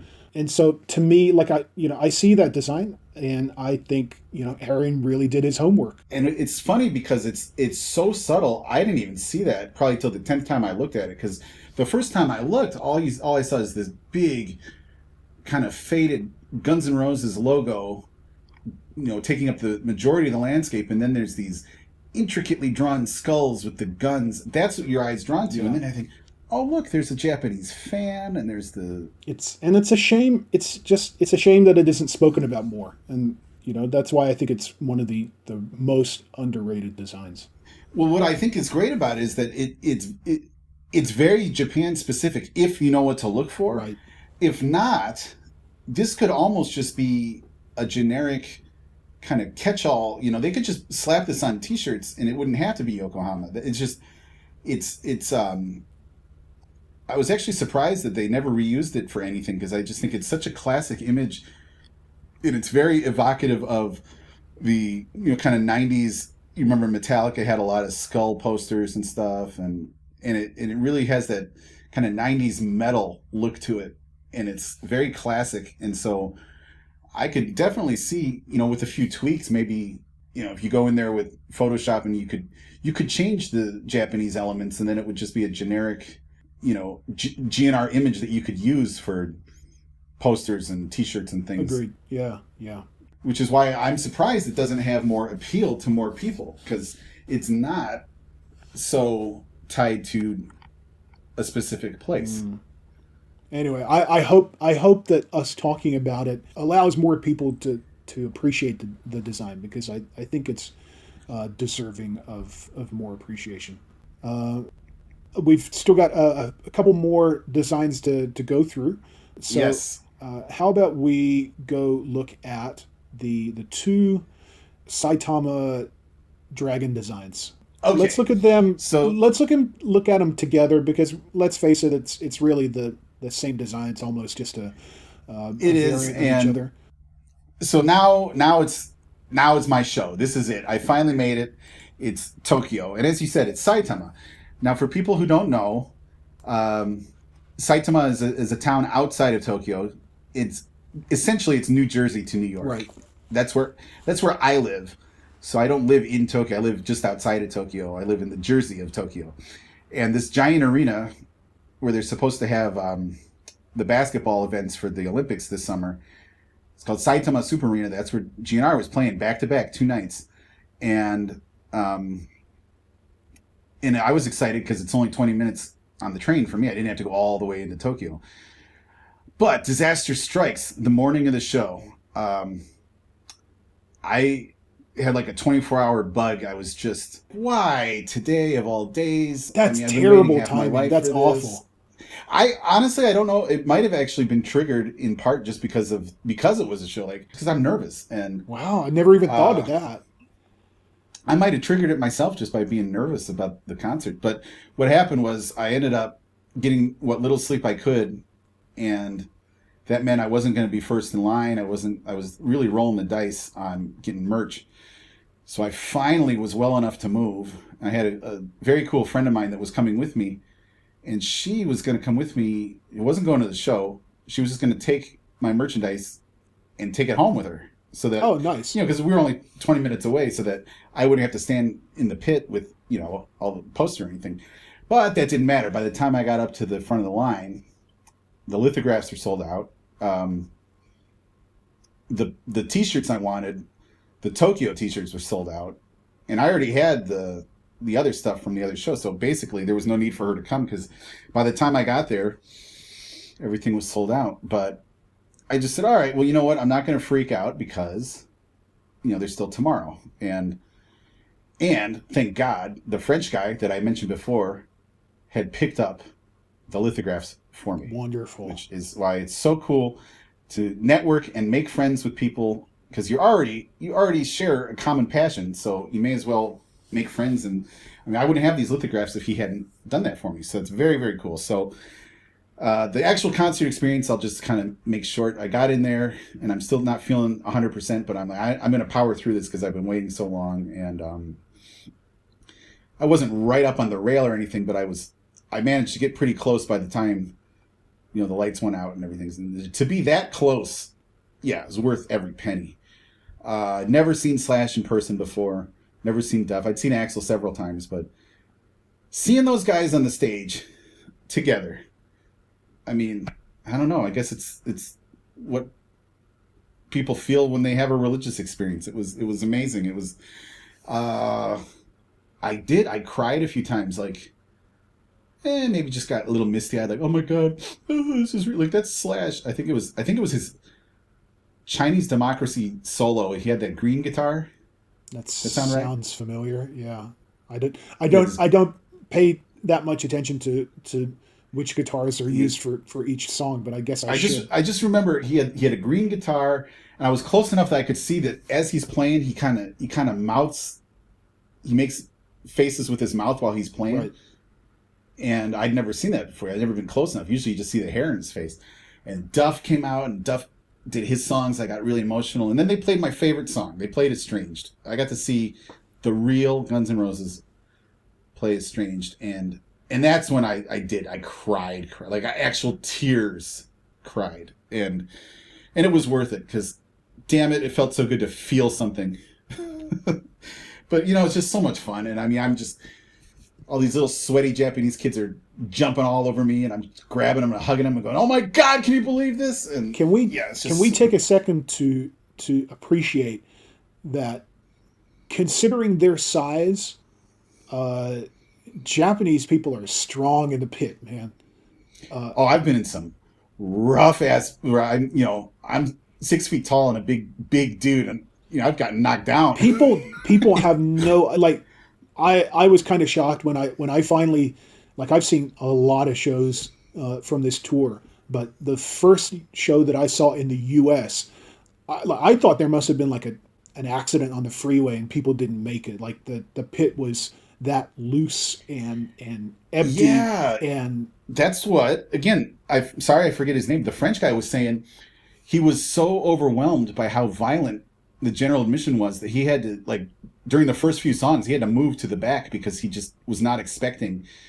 I mean, these kids, and I say kids, but they were anywhere from like 20s to 50s. They get into it like it's the 90s, like it's the 80s, like they've seen the videos on MTV and they've been waiting their whole life to be in a mosh pit. What I like about it is that it's already sort of like packed like sardines. When everyone's waiting for even the opening act. But then when the opening act comes out, everyone rushes to, like, you feel just this entire wave. Everyone all of a sudden squeezes in like 200%. Like if you were at 100% capacity, all of a sudden you get the wind knocked out of you. It's like... And it's funny because when you're on a train like that in rush hour, there's nothing worse. It's the most uncomfortable thing. But when you're right about to see Guns N' Roses and there's thousands of people squeezed in there with you, you just feel like you don't want to be anywhere else at that point. No, it's just time. Like this is, you finally feel the humanity of the people around you. Whereas it's this very cold, inhumane feeling when you're packed, a train. But when you're all there for a purpose and you're sharing that moment, it's religious. Yeah. It's an amazing experience. So yeah, that was it. Just blew my mind. I absolutely loved it. I would go again. If they came back to Japan, I would definitely go again, even though they're playing the same stuff and whatever, blah, blah, blah. But So I left that night without the lithographs because my French guy got lost. And I just said, all right, well, I'll meet you tomorrow. We'll meet back again tomorrow. So I'm leaving. It's like, I don't know, 11 o'clock. We got to try to make the last train. And I see my friend setting up a lawn chair. And I'm like, what the hell are you doing? He says, I'm staying overnight. I will be the first person in line to get these baby metal shirts. That's dedication. And I said, I'll see you tomorrow. And I came back the next afternoon, and there he was. He got his shirts. Nice. And which, again, I've looked on Yahoo auctions. I mean, you could probably get it for less than $100. So he kind of wasted his time. But so I managed to get the shirt. I got the Godzilla shirt I wanted. Unfortunately, they only had like large, not extra large. But I thought, I'm never going to wear it anyway. I'm just going to hang it in my room. So I bought it just to have it. And I met up with the French guy and got my lithographs. So that brings us to the end. That's the end of the story as far as the experience goes. So all is well that ends well, right? Exactly. So again, I get back to my room and I can finally unfold them and take a look. And I only got the first night, the first dragons. I got the blue dragon one and the Godzilla one. And looking objectively, I do think the green dragons looks better. Agreed. Yeah, the green version is probably more my style, I suppose. However, it's still a little too Chinese for me. It doesn't scream Japan to me. It looks too Chinese for me. That's and especially being a GNR fan and being subjected to that Chinese imagery for 10 years, with every time he thought Chinese democracy was going to come out, the dragons there are dragons in Japanese artwork, but not like China. We think of China, we think of dragons. Yeah. So it is very. I mean, it does have Mount Fuji right in the center. Well, yeah. Look, it's cool. Don't get me wrong. And it has my favorite. It's got Arian Buhler's roses in it, and the use of waves and Mount Fuji clearly is a reference to the Great Wave off Kanagawa by Hokusai. Right. But it feels a little too busy to me. Like there's just too much going on there. Yeah, it is. It is. And again, I'm looking at the picture right now. It's got that very intentional crease down the center, which is kind of, was a design choice I'm not thrilled with. I would have liked to see maybe the name and the date a little bigger. Because again, this was the Tokyo show. It wasn't actually in Tokyo as we discussed, but it was the Tokyo show. I'm going to go for the 28th because that was my night. I didn't actually go to the show the next night. I was only in attendance for one night. So this was my concert. I do like the fact that it's sideways. It's one of the rare ones that is sideways, for lack of a better term. You like that? What do we say? I like, it's unique. It's well, what I really like about Tokyo is that we got two designs for Tokyo, and a lot of cities did get multiple designs, but I like the Godzilla way better. But Tim, do you have any thoughts on these designs? Yeah, I do. I think they're spectacular. Really? Oh, okay. Yes, I definitely. I mean, I think Kobe's the star still, right? But I think these are right up there. I can't believe they weren't, more popular. As popular as Kobe. I'm surprised actually, and I think this kind of artwork is very popular in Japan, especially like that wave kind of artwork. I've seen it before, so you have that reference there. You got Mount Fuji in the background there. I think you've got like a cherry blossom tree maybe on the right. Is that what that's supposed to be? Hard to tell. And I understand some people might say like it's got a bit of a Chinese theme maybe with the dragons going on. Not that, I mean, dragons are a mythological creature anyway, could have existed in any country, I suppose. But and I don't know if they're doing that with like a Chinese democracy kind of reference there, right? If that's what that's supposed to be, or but to me, I think it's beautiful. What's weird, it was really bizarre when you think about it. For the blue one, there's 1,000, and for the other one, there's only 500. Yeah, I don't understand strange, sometimes. Right? Like, I don't know what the reasoning is for that. And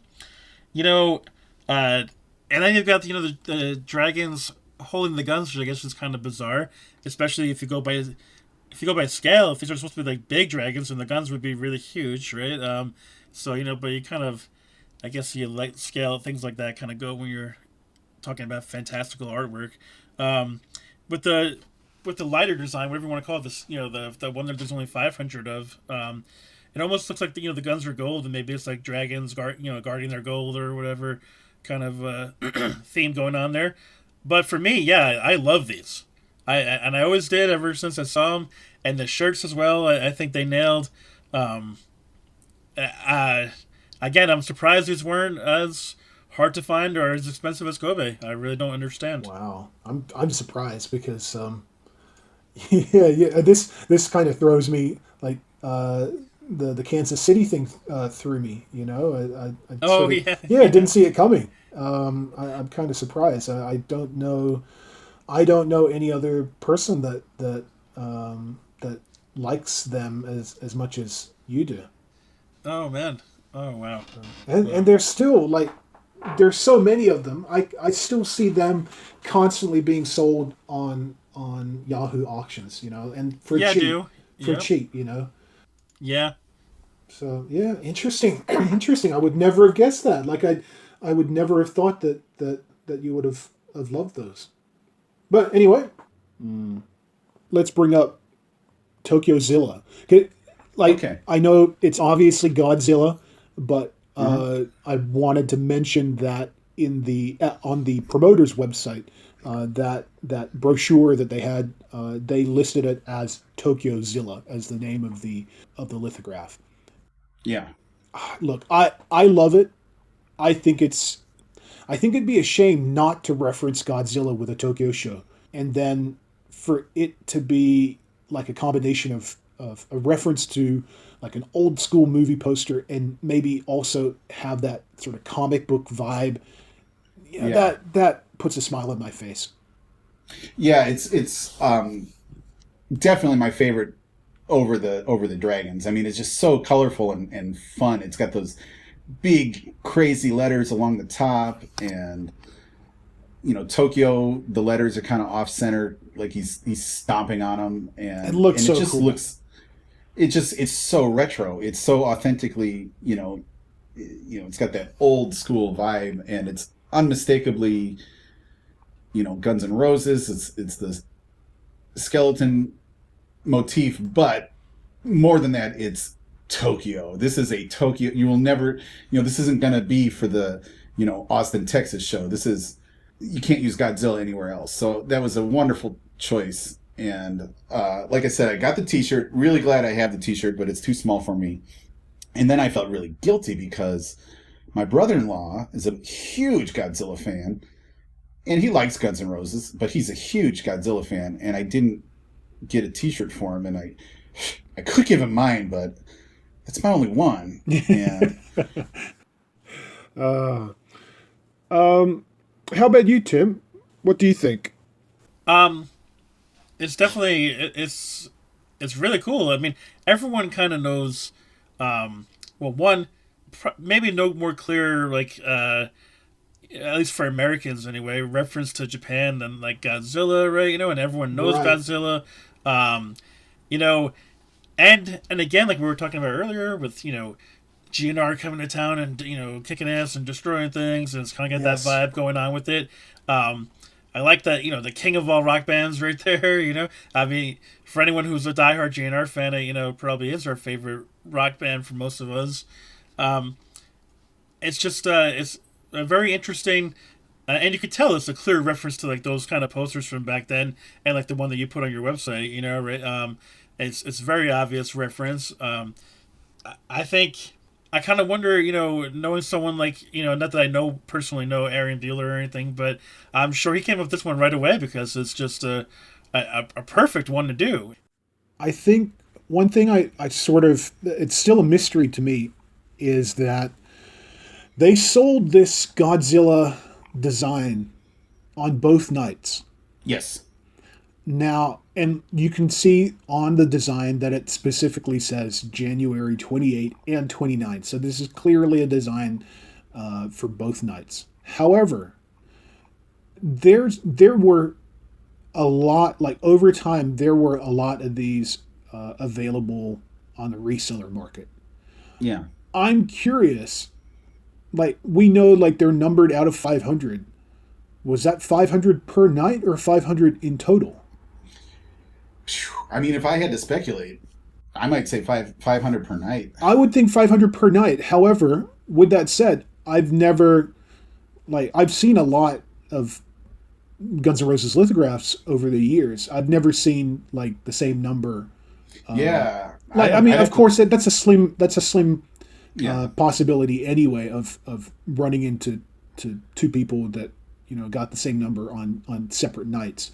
But it still kind of surprises me that even all these years later, if they were 500, if they were 500 per night, why we've never seen a duplicate.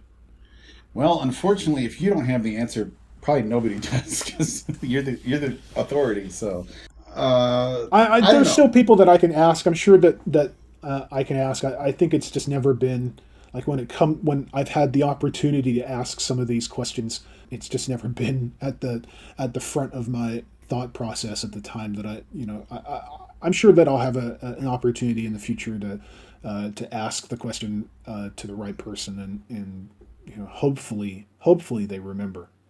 So yeah, what a great run. So, look, E.T., thank you very, very much for joining me. I really was I was looking forward to discussing this leg for obvious reasons, and to have a good friend who threw me down the well essentially of collecting these lithographs. To have you along for the discussion during this episode made it extra special. Oh, well, it was absolutely my pleasure. As soon as I listened to your first episode, I said, I got to do this. We got to talk about this. It's so much fun.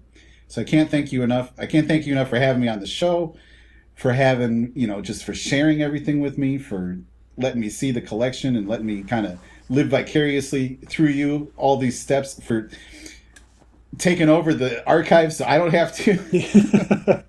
Well, look, I'm always here. You know where I am. I'm not too far away from where you are. I think that if you, I think a lot of people would be jealous of your situation. That I've had a lot of people wish that they've asked me to sort of hop off the island and push it closer. Yeah. And the fact that most people that are listening, I imagine, are very, very far away, and I don't have the ability to showcase these designs, and that hurts a little. I would love to be able to show more people these designs, but sadly, I'm very, very far away from a lot of them. But for someone like you, you're welcome anytime. Maybe I'll actually take the train this time instead of the bus. So. Well, but there's either way, I'll be here. Yeah, I mean, there's a lot of trade-offs of living in Japan. Some things are wonderful and some things suck. Like I miss Mexican food, but on the other hand, I get all these amazing opportunities, and I got to see the Lithorati collection, so that's totally worth it. And I'm definitely going to see it again. But believe me, I'm going to see it again. I'm looking forward to. I've got a good feeling that 2020 will bring us some good designs, and so hopefully when you decide to come visit again, I'll have a whole bunch of great stuff for you to see in person. Excellent. Well, I can't thank you enough. And then if there's just one other person I would shout out, it would be Arian Buhler, because without him, we wouldn't really have much to discuss, because I think he's really the genius behind the best images. Well, it's a good thing that you mentioned Arian Buhler, because obviously one of, if not the biggest draw for this episode of the Lithorati podcast, the lead that I was hoping would bring in some more listeners, was that I've been fortunate enough to be able to convince Arian Buhler himself to give us a few minutes of his time and actually answer some questions for us.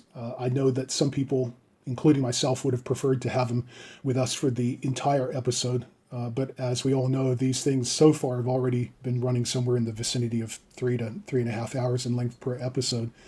And I'm not sadistic enough to sort of inflict that sort of torture on on such a valued guest. So instead, I organized to catch up with him at a separate time and tried my very best to focus the discussion and the questions on the Japan lithos and Kobe in particular. I thought about adding it in earlier in this episode, perhaps when we discussed the Kobe design, but ultimately decided it flowed better having it here while we're wrapping up this episode. Perhaps we can consider it a small reward for all the listeners that were patient or crazy enough to stay tuned all the way to the end, or for the listeners who were smart enough to skip through all our bullshit and get straight to the good stuff. So, without further delay, let's roll the tape. I present to you a short interview with the great artist himself, Arian Buhler. Arian, thank you so much for giving up your time to come on my dinky little podcast. Oh, my pleasure. I'll be the first to admit that I was actually quite nervous asking you to come on the show. You and I have kept in touch with some regularity over the years, and I've chewed your ear off many a time chatting on the phone. You've always been very generous with your time and been nothing but welcoming and accommodating. But I guess the thought of asking you to do a show, to speak in what is essentially a public format, is a whole other thing entirely. I could totally have understood you wanting to politely decline, especially during times like these. There's certainly more important things to worry about. And it's like those signs you sometimes see in those stores, regarding asking for credit or to open up a tab. Don't ask as refusal often offends. I was really worried you might say no and I'd feel hurt, but we're blessed that you said yes. So thank you. Yeah, like I said, my pleasure. I'm happy to offer any kind of insight into some of the poster designs that were done. Wonderful. Well, if you don't mind, let's dive right on into it. Sure. Okay, so clearly you've been responsible for a large percentage of the lithograph designs. And without getting too, sabermetric or too analytical, I did the numbers, and you've created just over 1/3 of the designs for the Not in This Lifetime tour. You've done at least one design for each major leg of the tour. So in theory, I guess we could have you on as a guest for any of these podcasts, but I'm not mean enough to subject you to more than one. So if there was only one leg I could have you join us for, it's obviously Japan. Kobe is very much a fan favorite design, and the collector's market price for it definitely seems to reflect that. But on top of that, you've mentioned previously that Kobe is also your favorite. Is there any particular reason you feel drawn to that over some of the others? Can you perhaps explain what it is about Kobe that you like? I don't actually have a real solid grasp on why that one is my favorite. I think just aesthetically, it appeals to me the most. Maybe in its composition and colorway. I think that's kind of basically it with that. Really, there's not. I don't. And when I was working on it, it wasn't. I didn't feel like. At the time, I didn't feel like it was going to be my favorite one. Oh wow! Okay. So, yeah, there's no real concrete answer to that question. So when, like you mentioned there, that while you were actually doing it, it certainly didn't feel like a favorite. Do you remember when you concluded that, when you decided, hey, you know what, this is the one that I like the most? Well, no, since it was such a sort of ongoing process as far as designing for the tour, since it's such a the tour had gone on for such a long period of time that there wasn't a specific time where I was like, yeah, that's the one I like the most. It was probably toward the end of probably 2017. I think I thought that I was feeling like that one stood out to me as my favorite. So, but yeah, there wasn't a specific time when I was like, yeah, that one really, is the one that, has become the one that I like the most. Okay. So while you were creating it, you had like no inkling that you were onto a winner. I kind of felt like, I had mixed feelings about it. Honestly, I felt like there was part of me that didn't like it actually. Oh, okay. While I was doing it. And then there was another part of me that felt like it could definitely be a standout. It was different, I guess at that point, a lot of them were still sort of varied in their approach as far as design wise. A lot of them started to take on a different, like a darker palette later on. So I felt like maybe that that was part of it. That it was, I wasn't sure how I was going to feel about it because it was on a light background. A lot of them, turned into being on dark background, and right. And so I knew it was different in that sort of regard. But as I was sketching it initially, like I said, I had mixed feelings about it. There's parts of it that I liked, and there was parts of it that I didn't like. So, yeah, and that happens a lot with a lot of the different designs. Some of them I'll feel a certain way about them as I'm working on them, and then I'll hit sort of a stride, and then feel like, all right, it's got the right elements, and it feels it feels like it's going to turn out to be something that I'm going to be happy with. You mentioned that you were a little bit concerned that it was a lot lighter than in composition than some of the other designs that you came up with. A lot of people have noticed that Europe 2017 in particular, that a lot of the designs are very, very dark. Were you working on some of those Europe designs at the time that you were playing around with Kobe? No, I wasn't. But I think if my timeline is correct, it's been such a long time. I think the darker ones had started maybe at the end of 2016, like the two LA and then the one San Diego. Oh yeah, yeah. So I think that in a way that felt like that might be an approach that was going to work well. So I think that was in my mind, like that could sort of be a good approach for designs in the future. So maybe that was part of my thought process at that, when I was working on that Kobe, like this, it felt like a different kind of approach because of that. I kind of actually like the darker designs because, as you know, all of the lithograph designs end up on the shirts, and the shirts are usually black shirts with Guns N' Roses. So it's, for me at least, it gels well with the idea of putting that design on a shirt. Yeah, I agree, and that's also part of the thought process, is that they will work well on a black T-shirt, because most people want a black T-shirt anyway. As far as a concert shirt goes, the light colored shirt is definitely not as well received. So I think having a light colored shirt from time to time actually is a good thing. I don't think that. I think, like you said, if the shirts are regularly black, that seems to work well with Guns N' Roses. But every now and again, when there's a design on a shirt that isn't black, that really stands out for me. Like, for example, Zurich, the Zurich designs on white shirt, and I think that works perfectly. It makes sense for Zurich to be on a white shirt for me. I still love a lot of those darker designs that you've done. Yeah, thanks. Yeah, it's definitely nice to break it up sometimes, and also just from a creative standpoint too, to do something different. T-shirt wise, to do something that is going to be on a light colored shirt versus constantly doing something on black. So it is nice to sort of break it up a little bit here and there. And that Zurich one, I was happy with that. I think I did try to lay it out on a black shirt initially too, just to offer that before it went to print, and it definitely worked better on the white. Excellent. I know we've approached this topic in general before, but do you have any rough idea maybe how many total hours over the course of several sessions, I imagine, how many total hours it took you to create Kobe?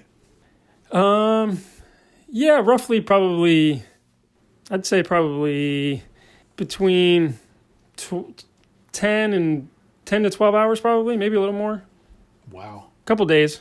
Yeah, I think I've mentioned it time and time again. I'm not an artist, so I have no idea what the process feels like, to come up with something in your head and then actually bring it to fruition. So it's nice. It's interesting to hear that it took a few sessions over a couple of days, or it took me, it was an easy design. It took 1 hour. I went through different versions and it took me 30 hours or 50 hours. It's always interesting to hear how these designs come to life. Yeah, I mean, sometimes just the research and creating the idea, that can almost take longer than the actual design itself, depending on the situation. Well, it's actually interesting that you mentioned that. That was one other question that I wanted to ask you. Is it any harder for you to create or come up with ideas for other countries, such as Japan, where perhaps due to cultural or language differences, it might be harder to do that research? Well, with Japan, actually, I had a lot of fun working on the whole that leg of Japan that I was able to do. Mostly because as I started to research, Japan just has such a cool, interesting history, and they have a lot of really folklore is really different, and the aesthetic of a lot of Japanese art, and like the samurai, and it was actually more interesting for me to do that than it was a lot of the other legs of the tour. Right. And I actually found it easier. Oh, okay. Oh, that's interesting to hear. From my perspective, I'm always worried when Japan comes up as a topic of or as a theme for a particular design, whether it's posters or some other type of merchandise, because I feel like it can be hit or miss, because there are some elements of Japanese culture that I think work well for a Japanese audience, but it may not necessarily resonate well with say an English speaking audience or an American audience, and their perspective of what constitutes a Japanese theme or a Japanese feel to a particular piece. Well, I was concerned about that because I didn't know if the Japanese audience was if I was gonna be able to get it right for them, because I've never been to Japan, and I don't know a whole lot about Japanese culture, so I was concerned that I was gonna I didn't want to get anything wrong or do something offensive or just design something that was not something that the Japanese audience would gravitate towards. So I was concerned about it, but I felt like hopefully I'd done enough research and homework and tried to get it close to something that might work. Rest assured, it was a resounding success. You got an A+ on that book report. Thanks. If Kobe is your favorite, do you have any other favorite designs that you've done for the Not in This Lifetime tour that are worthy of mentioning? Maybe say another 4 or so designs to round out your personal top 5. Not just on that leg of the tour, just all the way around. Yeah, just any designs that you did for the entire Not in This Lifetime tour. Okay. Yeah, I definitely really like the 3 designs I did for LA at the end to end that tour, the three guys. Seeing those in person, the actual print out of those, and the size difference, they just feel kind of special to me. So I really like those. I don't know if that consists of 3 or up to you. 1. It's up to you. We can consider them 3 if you like. That'll be easier for you. Whatever's worth mentioning for you. Okay. I guess I kind of tend to go with some of the stuff that the people like too, like some of the Guns N' Roses fans. Like, I like the astronaut one for Cincinnati.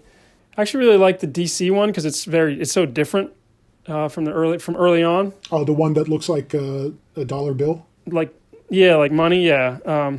So I like that one just because it's a different approach. It was not, it's not a skeleton or doesn't, not a person in any regard. A lot of them, tend to, you draw a figure and have that sort of worked into the design. So I like that one just because it's a different approach. And then I actually like the Paris one a lot too.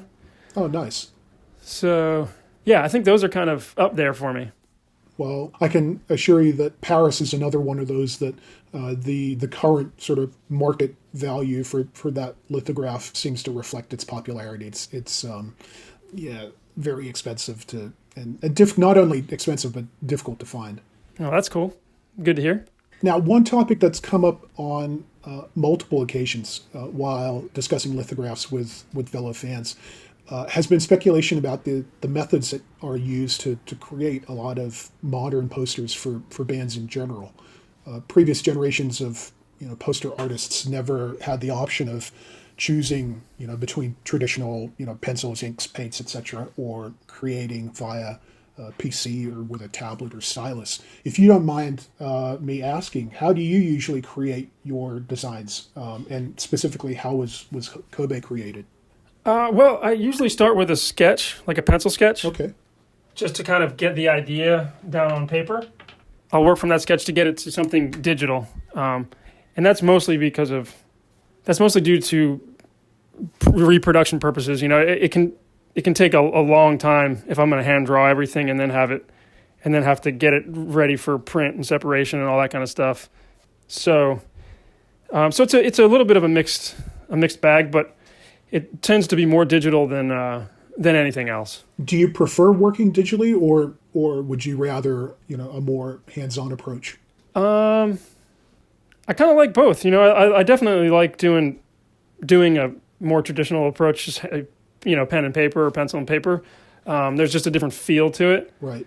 But I like the digital thing too, because there's a lot, in a way, there's a lot more freedom with it, because you can try different things without having to sort of scrap what you've started on and restart. You can try, you can create different layers in Photoshop or whatever, and then if it's not working or you don't like it or you want to change the color, it gives you a lot more options and, like I said, freedom to kind of play around and maybe get more creative than you would be able to with a traditional kind of pen and paper.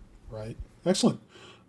Another topic that's come up from time to time has been the printing process used for posters. There's a huge online presence for artists now, and there's numerous print gallery websites where artists have the ability to not only showcase but to sell their art, whether it be movie posters or concert posters or whatever. And for lack of a better word, I feel like these galleries sometimes take a more artisanal approach to the actual print process. They always clarify if something's a giclée or not, if it's a screen print or not, how many colors they use when making a particular print, what type of paper stock they're using, the list goes on. Do you find yourself going into that much detail when you're thinking about your designs, like creating your own designs? Does knowing the limitation or likely print method that'll be used for an upcoming design affect your creative process or the design elements that you might go with? Generally not nowadays. I mean, if it's going to be screen printed, I might approach it a bit differently, but a lot of the stuff isn't screen printed. And so, and it depends too on, honestly, like the location that the design is going to be, that I'm designing for. So if it's somewhere in Japan or Europe or something, a lot of that stuff is out of my hands as far as the final product is gonna be printed on and paper choices and all that kind of stuff. So right. It generally, with something like that, if it's within the States, it's a bit different, because you have a little more access to know sort of who the printer is going to be. So generally, I don't consider it too much on when I'm doing stuff for Guns N' Roses, as far as how it's going to affect the end product. I guess I ask because there's been times where an artist has mentioned that the original intent for a particular design was for it to, I don't know, use foil or to use metallic stamping or for some element to glow in the dark or to be printed on a particular color paper. But then that falls through and the design has to be changed in some way. Does this possibility ever play into your design process? Do you maybe have a backup alternate version or whatever, just in case a tricky design element ends up being an impossibility in terms of printing? Not too much. I mean, actually, like with that Paris design, that was originally thought it would be cool to do that as a glow in the dark because of all the stars and stuff. Right. Since there's a nighttime kind of feel to it. But I generally don't have a backup for if there is some sort of complication. Usually make it work either way. And sometimes maybe you do have to change your maybe your initial concept or idea, but that doesn't happen a whole lot.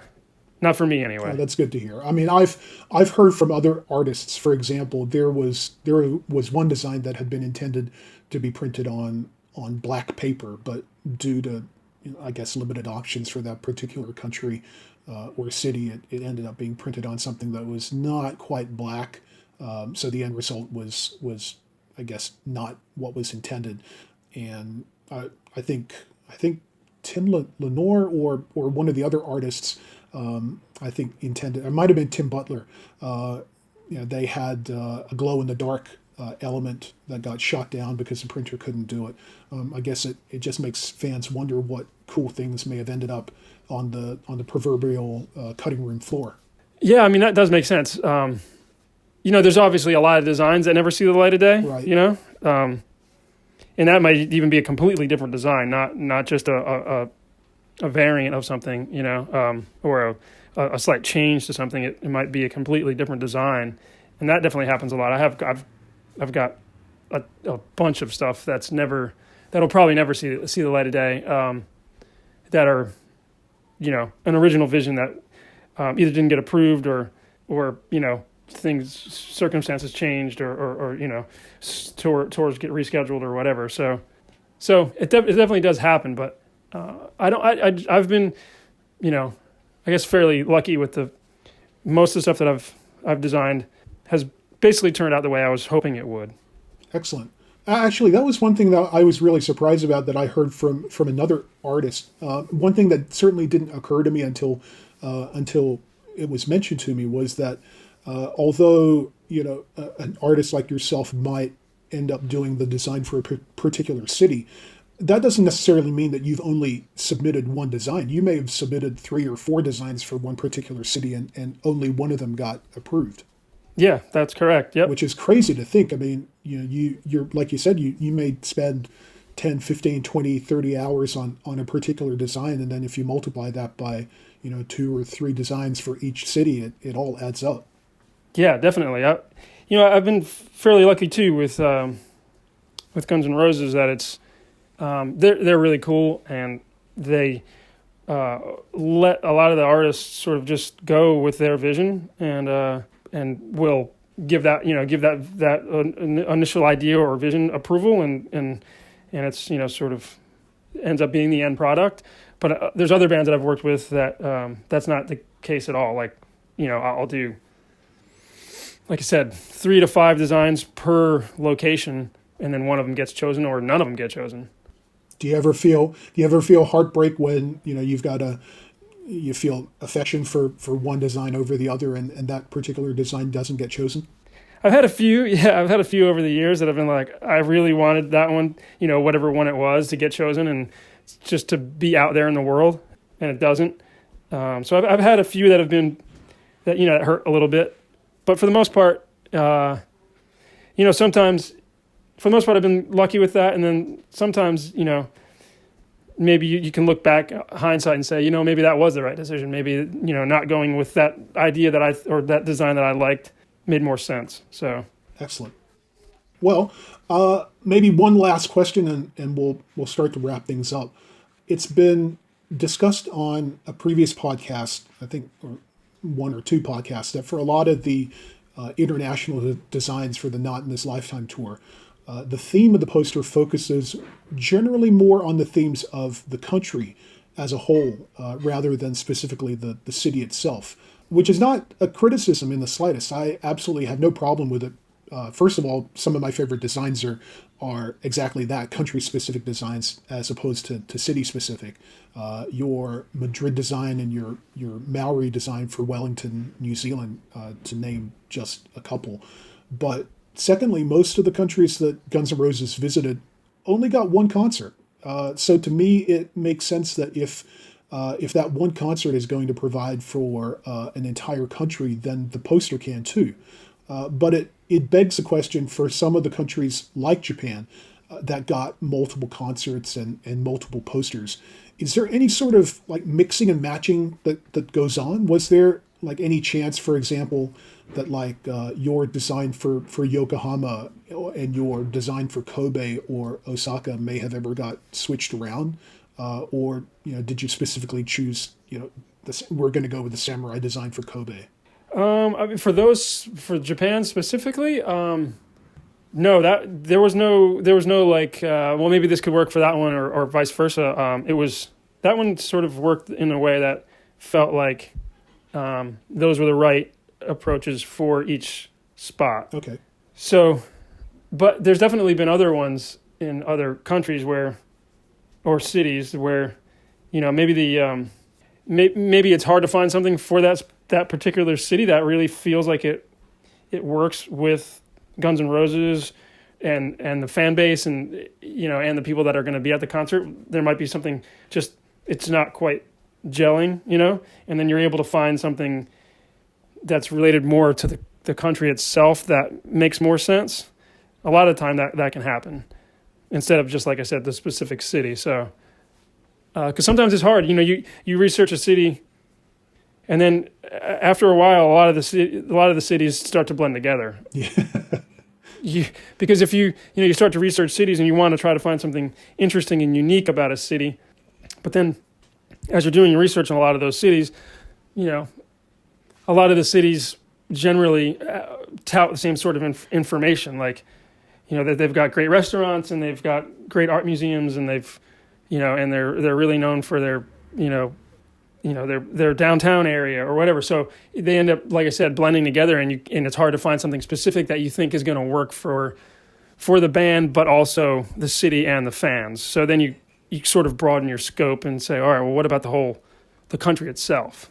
I think with the Japan designs in particular, the Godzilla theme, the Tokyo Zilla design, that clearly screams Tokyo for me and for a lot of people. However, the other designs, it always got me thinking, man, look, if that Yokohama design, if that had been chosen for Osaka, that certainly would not be a problem. That would make sense. And if the samurai had been chosen for Osaka or as a second design for Tokyo, that certainly wouldn't have been an issue either. So it's just something that I think at least I and a couple of my other lithograph collecting friends had thought about or had thoughts about.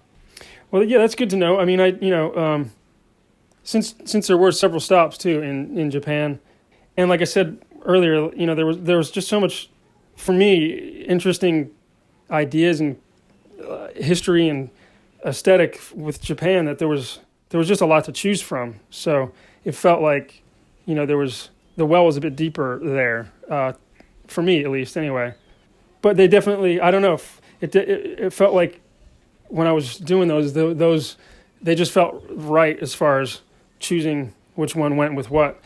And the Tokyo one with the Godzilla, that was actually at Slash's request. Oh, really? To do that, yeah. So that's actually how that one got done. Excellent. That's very interesting to know. I know that there's at least the suggestion that some of the band members have from time to time made recommendations for designs, but it's actually good to hear that straight from the horse's mouth. Yeah, and it was cool when he requested it too. He it was basically just a Godzilla theme, and so I just kind of took that and kind of maybe gave it a little bit of a Guns N' Roses twist with the skeleton kind of deal. So yeah, but that was a fun one too. It's cool when those guys will specifically request something, because then it actually will give the artist, myself or whoever else is working on it, a different perspective than maybe what I would have chosen, which can be fun because then it's a new challenge. Well, I think those sort of collaborations, at least going by the products of those collaborations, I think those sorts of collaborations have been working really well. So I think stick with that. Yeah, thanks. Arian, look, as always, it's been a pleasure and a privilege. Thank you so much for answering my fanboy questions. Years on, we're still talking about lithos, and for that I apologize. But look, it never stops being fun for me, especially when we get to hear from the artist himself. If you've had even slightly as much fun being interviewed as I've had interviewing you, then I don't think we could consider this anything less than a profound success. Well, great. Yeah, no, I appreciate it, and I'm glad there's still interest in it. And like I said, it's always my pleasure. So yeah, it was a good time. I'm actually hoping that in future episodes that I might be able to convince perhaps some of the other artists to come on to the show and say a few words. But if you're ever feeling bored or stir crazy and feel like joining us to sit around and tell lies to each other, as my father used to say, you're always welcome.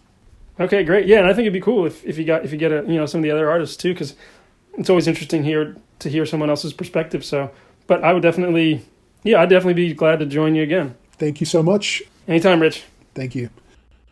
And again, we've finally made it to the end of another episode and thoroughly enjoyed ourselves. As always, love having you on the show, Tim, and love getting your opinions, even the ones that come out of left field. Yeah, well, I'm definitely full of those, I think. And I'm glad that you enjoy them, and I hope everyone else does. Thanks for listening, everyone, and, join us again where we talk about New Zealand, Australia, and Eastern Asia. Absolutely. Thank you very much. Thank you.